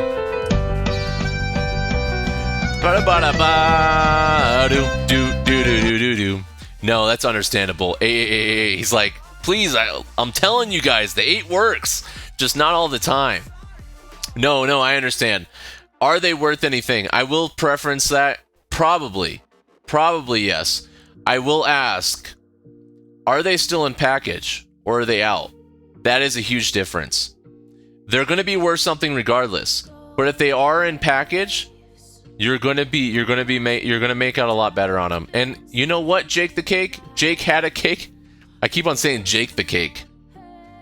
I think of Jake the dog from Adventure Time a little bit. Out, played with them. Okay, so that's going to cut down the value. But I would say when it comes to value, as long as they're in good condition, you're gonna be at least $1. At least, at the very least, it'll be worth $1. No, but I do have a box of them. Plus, I have kept the Millennium Falcon. That is definitely going to be good for you. I would say if you have a lot, especially Star Wars toys from the 80s, if you have Star Wars toys of the 80s that are in good condition, especially in Millennium Falcon, depending on the size and the condition of it, you could probably do out pretty well on eBay. The best way to do that is market research, right? Look up what exactly your toy is. And I'm an old man. I already know that. You told me you played with it in the 80s. We have 2 old men in here. 2 old men. Dark Ray Moon is your partner in crime in this stream, in this chat right now. Dark Ray Moon is a man of youth, a man that's young at heart. Let's say that. No, I'm joking. Dark Ray Moon's not that old. But yeah, sorry. No, you're not an old man. I'm just messing with you. I'm an old man too, in some ways. I'm broken. I got a bad knee, a bad foot. I got a bulging disc in my back, and I am 32 years old. You were playing with these in the 80s, so I imagine you're not much older, but you're probably about 10 years older from me. I imagine about 40. You're in your, like early 40s or 40. I'm older than you. Well, I know you're older than me because I was born in 1990. And you were playing with these in the 80s before I was born. So I would say about 10 years older, maybe 40. That's my guess. Jake had a cake. I love the name. I want to say Jake the Cake, though. I might call you Jake the Cake if you don't find a problem with that. But if you do, then I'll call you Jake Cake. Or just Jake. Or Cake. Whatever. But you know what? What I was saying before, let me before I say that, hold on. I went to a hospital today, and now have an emergency surgery on Monday. Wait, a hospital today, and now have an emergency surgery on Monday booked, plus an MRI, FFS. I'm not sure what FFS stands for. Call me what you like, sweet boy. Well, thank you. Yeah, Jake the Cake. Don't get old. Don't get old. So emergency surgery on a Monday doesn't sound like much of an emergency. Oh. For fuck's sake. Okay. So this is where my age. I'm not a big acronym guy when it comes to the texting stuff. I'm not a big texting acronym guy. I don't understand a lot of that verbiage. That's something for the kiddos. That is the way of the youth, you know? And that's something that I don't fall in all the time. But, yeah, I would say do your market research. That's a big aspect of my job, right? I do market research all the time. And for another reason, you said hostile in there. Where are you from there, Jake the Cake? You can just say country. You don't have to say state or, you know, city or whatever. Just what country. And the only reason I'm asking that is because you said hostile. I would say do your market research, go online, look for similar products, similar toys around the same time frame, and see what they're actually selling them for, and then try to either undercut them by a little bit or just keep it the same and wait it out, because you've waited now for what, 40 years? What's another month, right? If you actually do want to get around. Cheers, Gray Man. Oh, you are the very first person that realized that Cinza means gray. So you are in England. I am a dirty American. So a dirty American. So I thank you for being here, by the way. Thank you for being in the chat. Thank you for being a first-time chatter. I don't know how long you were lurking before, if you just jumped in. But if you like what's going on, right now we're doing it. We're doing just chatting today for Saturday stream, and we might keep on doing that for Saturday streams. We do have a segment in just chatting that we do featured on stream on our Discord. You can post up any pictures that we can talk about on the stream for next Saturday if you're interested in doing that kind of stuff. Thursday and Friday we are in the middle of doing good luck everybody else. We're in the middle of doing Mass Effect series right now. Let's do it live. Oh, Dark Ray Moon. Dark Ray Moon sharing out the love. Look at that, Dark Ray Moon. We gotta play Dark Ray Moon's theme song one more time. I don't know why this turned into Dark Ray Moon's theme song, but yes, and we're not stopping, but we're gonna be stopping pretty soon, guys. We're gonna be stopping pretty soon. Hey, Darky Boy, thank you, man. Darky Boy.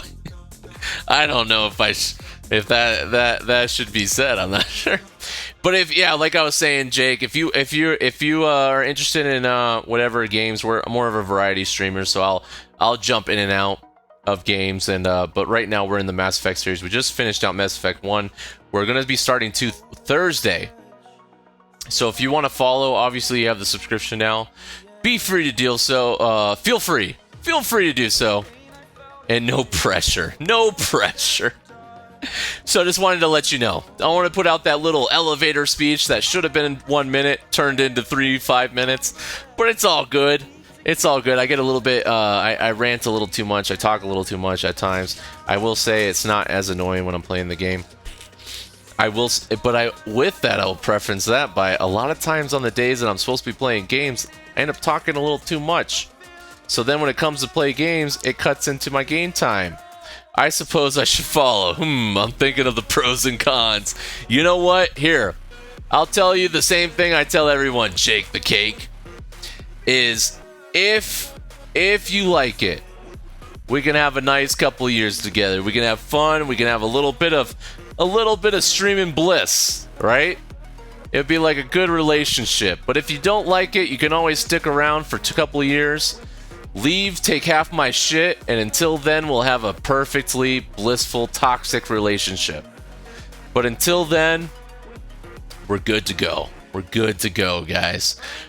I will say, there's always that stash. Yeah, the stash is a moneymaker. The stash. When I'm just messing. But yeah, no stash rides. No stash rides on this carnival.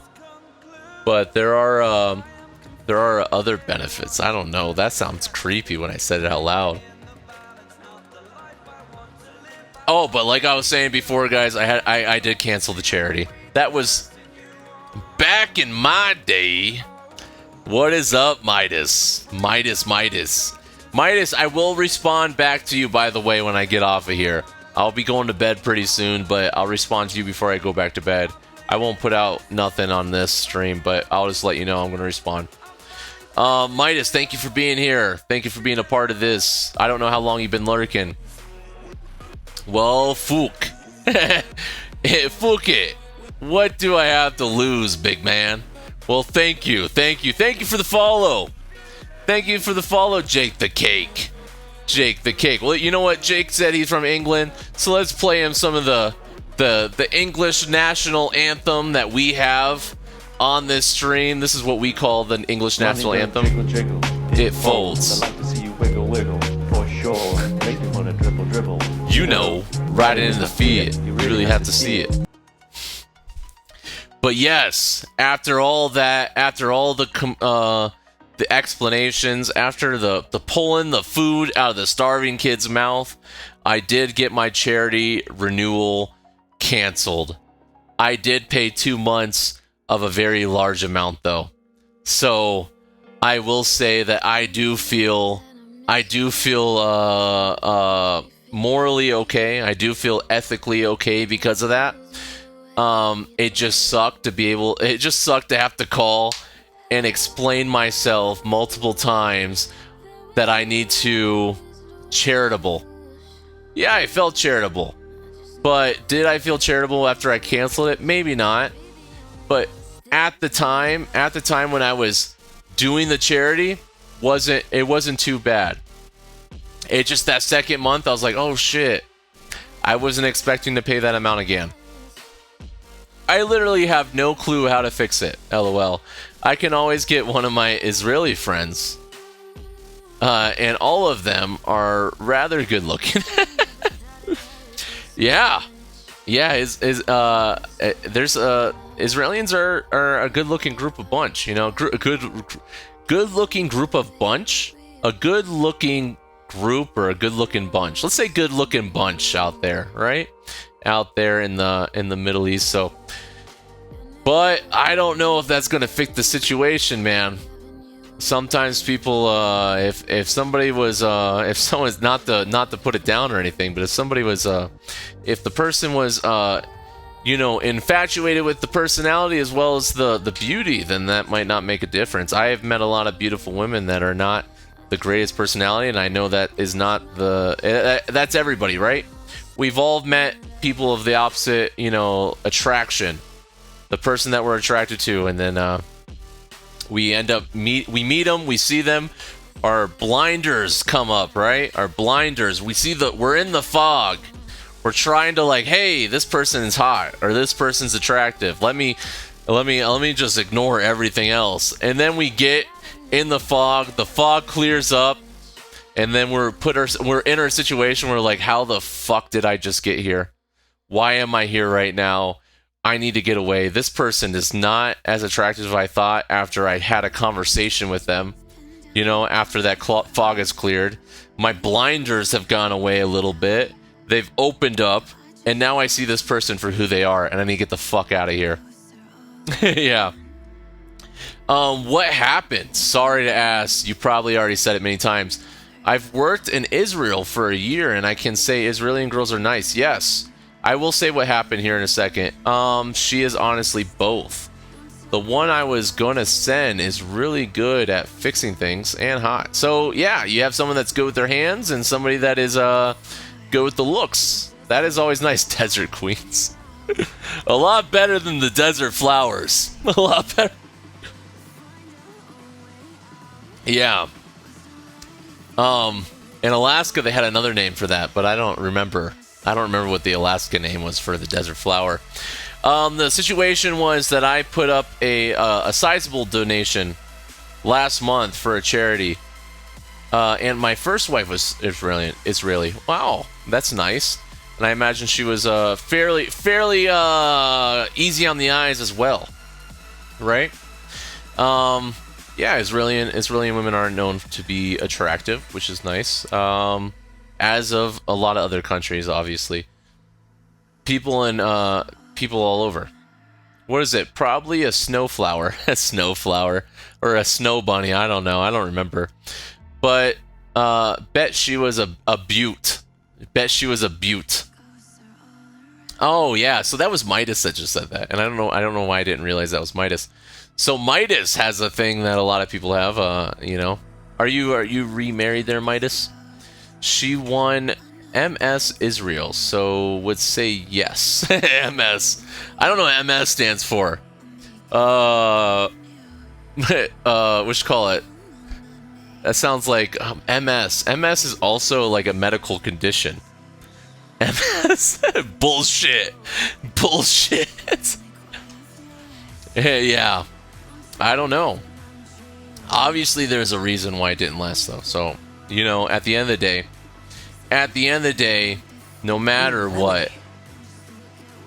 Lemony. Which, at the end of the day, it doesn't matter how attractive somebody is. There's always somebody that's sick of being with them. Right? Mister? How many times has Jennifer Lopez been remarried? Right? A lot of people see her as the pinnacle. The pinnacle of beauty. You know, for a long time. She's in her 50s. She looks great. But how many times has she been married? How many men out there are sick of seeing her face, right? It's the same thing. Doesn't matter how beautiful a person is, how, you know, attractive or unattractive or anything like that. At the end of the day, there's always going to be somebody that's sick of seeing their face. Yeah, there's probably 15. Probably 15.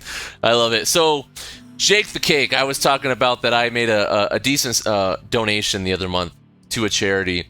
And thinking that it was a one-time deal, I did not know that when I did the donation and I signed it up for it and all that stuff, I actually signed up for a reoccurring payment for 12 months. And I got charged that same exact donation fee this month. And I had to call to explain to one person, then explain to another person, and then explain to another person that I want to cancel this. And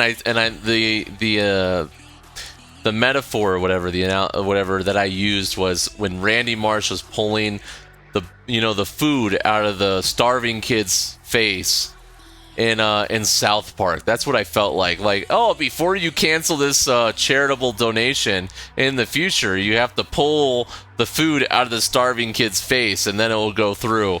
It was just like explaining yourself to multiple people on why you're trying to cancel a charitable donation is a little bit of a hit. A little bit of hit on the morality. Made me feel like a little bit, less of a person. They kind of made me feel that way. But at the end of the day, I gave them a good amount of money, so they should stop fucking complaining. I don't know why they were complaining so much.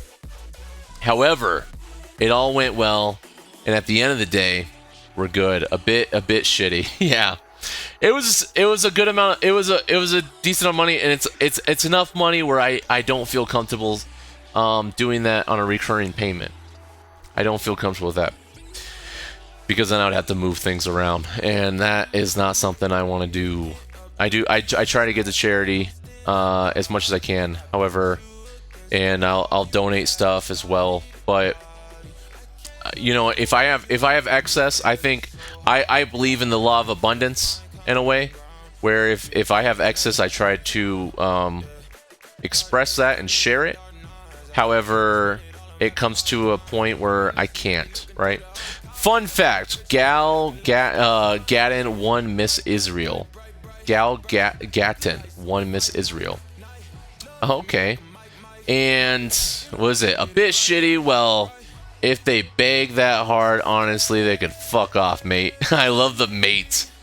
I love the mate in there. That definitely says that you're not in America, mate. Fuck them. I've donated enough to kids in the Middle East. It's kind of... That's funny that you said that. It's kind of nice to be in charge, so to say.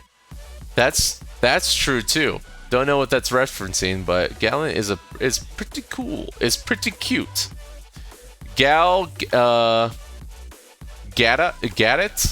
I'm an idiot. I can barely pronounce that last name.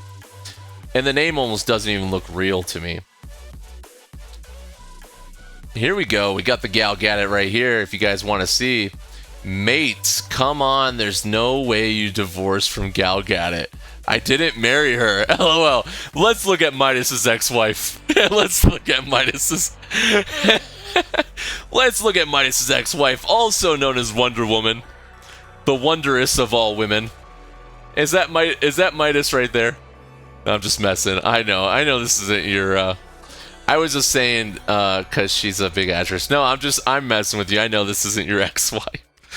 But maybe that's Midas. Maybe we don't know. Maybe Midas is trying to hide his identity. Things got a little bit too real for him just now. But yeah, this is here is whatever her name is, Gal Gadot, is also Wonder Woman. I've never actually seen Wonder Woman. Wasn't not a big fan of superhero movies. I know that is blaspheming to some people inside of here, and I apologize. I apologize for that, for anyone that gets offended by that, but just not my cup of tea. I would say that movies have kind of been destroyed anyways in the industry. Series, video, like streaming series and TV, as you know, in the sense of series, have kind of destroyed movies, I think, in a way. Like, why sit there for an hour and a half, watch a movie with a million plot holes when you can watch a TV, like you can watch a series on Netflix or HBO or something like that, and you kind of, it gives a more detailed version of the story at hand. Just remember, I used to be a doctor door kicker. Yeah, I know, I do know that. I do know that. Don't kick down my door. Severance was pretty cool. Severance. What is Severance? I bet your ex is Natalie Portman. She's from Israel. She is? I actually did not know that. I did not know that Natalie Portman's from Israel as well. Severance is a show. Let's look at Severance real quick. I'm going to pull up the Severance. And let's see. Severance. I know if I put up Severance. Oh, so this is the TV show right here. I just pulled it up. I'm trying to see if I recognize any of these actors. This, yeah, this guy was also in Parks and Rec, right? And it looks like he's playing more of a serious role now. And this kind of like chubby guy in the background with the beard, he looks like he might be a comic relief character right off the bat. So yeah, I do like this actor right here. I'll just come from your window. Please don't. Minus. Damn, she's 40. Are you talking about Natalie Portman? I did not know she's 40 years old. Still holds up though. Give it a try. Severance was surprisingly good. So where is Severance actually? What is it on a streaming service or something like that, or where is it? Where do you watch it from? Yeah, she's from Israel, and Severance is excellent. Yeah, maybe I need to jump in that. Maybe that might be the next series that me and the wife watch. It looks more of like a serious thing. So, and it looks like it takes place in the 90s. I see some older styled computers here. Yep, and yep. Yes. I'll just come from the window. Like I said, please do not do that. I actually have my window open, so if you're here, what is up, man? What is up, bro? I would say that the show is a tongue-in-cheek sci-fi. Okay, I didn't even expect that from seeing this. I guess if you look at one of these pictures, this one right here, it gives me a little bit of a sci-fi type vibe, a little bit of a old school, like a 90s version of The Matrix. However, yeah, I wouldn't expect that from a lot of these pictures that I see sci-fi. Piffed. I just downloaded all my stuff. Yeah, we got another pirate in here. We had Taco in here talking about her pirate techniques and her peg leg. Lemony. Lemony. So, and her little eye patch when she's downloading things off the internet, but and you're doing the same. So, you know, power to you, man. Power to you. Very worth it. I remembered when I flash banged a donkey. My lordy. My lordy. Obviously, I know what you do. Or what you do for a living.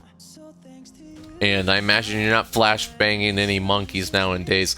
When I say flash banging monkeys nowadays, monkeys, I meant donkeys. When I say flash banging donkeys, that sounds a little different than flash bang the donkey. You know, that seems a little bit more like sci-fi tongue-in-cheek. What Dark Ray just said, it sounds a little bit more tongue-in-cheek on the weird spectrum. The weird spectrum. But guys. So, yo, I am actually going to be getting off here pretty soon. Let me read this now. I need to get to bed. It is 1:30, almost 1:30 in the morning here. So we are going to probably raid somebody else. You know what? I see Manaska's on. We can raid Manaska. All right, nah, Severance, and everyone loves Manaska. He's always he's a great character. He's a great talker, and he also plays some games that I think are not, my favorite, but I think that he makes them interesting. Nah, Severance is good. You should watch it. They go to work and come out and have no idea what they have been doing all day. That's not a spoiler, by the way. That's just explained in episode 1. I love the concept of that. So they're technically, is it some type of like sci-fi brainwashing? Are they actually going to work? Is work really they're going to bed and dreaming? What's going on? Is it an old Descartes, like we were talking about the other day? Is it kind of like a Descartes type question? I think, therefore I am. Is it a cognito ergo sum type situation? I wonder. Okay, see you later. No, yeah, okay. And I'll see you later, man. Thank you for being here. Thank you for the follow, and thank you for accepting the subscription that Dark Gray Moon gifted you. So thank you for all of it. Till next time, I might hop on later, not now though. Good question, gotta see it. Have a nice day. So let's do a quick raid. I do ask one favor from everybody, and it is the same favor I ask from everybody every single time. I'll come visit you later. Please don't mind us. No, I'm just messing with you. But yeah. I'll ask the same thing I ask everybody every single stream. At the end of the stream, I always raid another streamer, another small streamer, and I always want to share the love. I do ask you guys to jump in and at least stay 5 minutes. If you don't like it, you can leave, but at least stay 5 minutes to give the person a chance. And beyond that, I will also ask to spam the shit out of their chat. Put out a bunch of the zebra zeals, put a bunch of the zebra emotes in there, and I know you're not in North America and you're just messing with me. I was also just kind of playing along a little bit. But yeah, throw out all the zebra emotes. I shouldn't say a lot of them, but we have a decent amount of them. As much as they'll let me put. We got the zebra, we got the water, we got me, we got my dog Charlie, we got the hype, we got the zebra zeal, we got the dazzle, the GGs, and we got the little face shifter. We got the face shifting, and I have a lemon right here, but that's a tier 3 sub right there, so I don't know if you guys all have that. The lemon. So we got all those. If you guys just spam the shit out of the chat, annoy them. Thank you, Jake the Cake.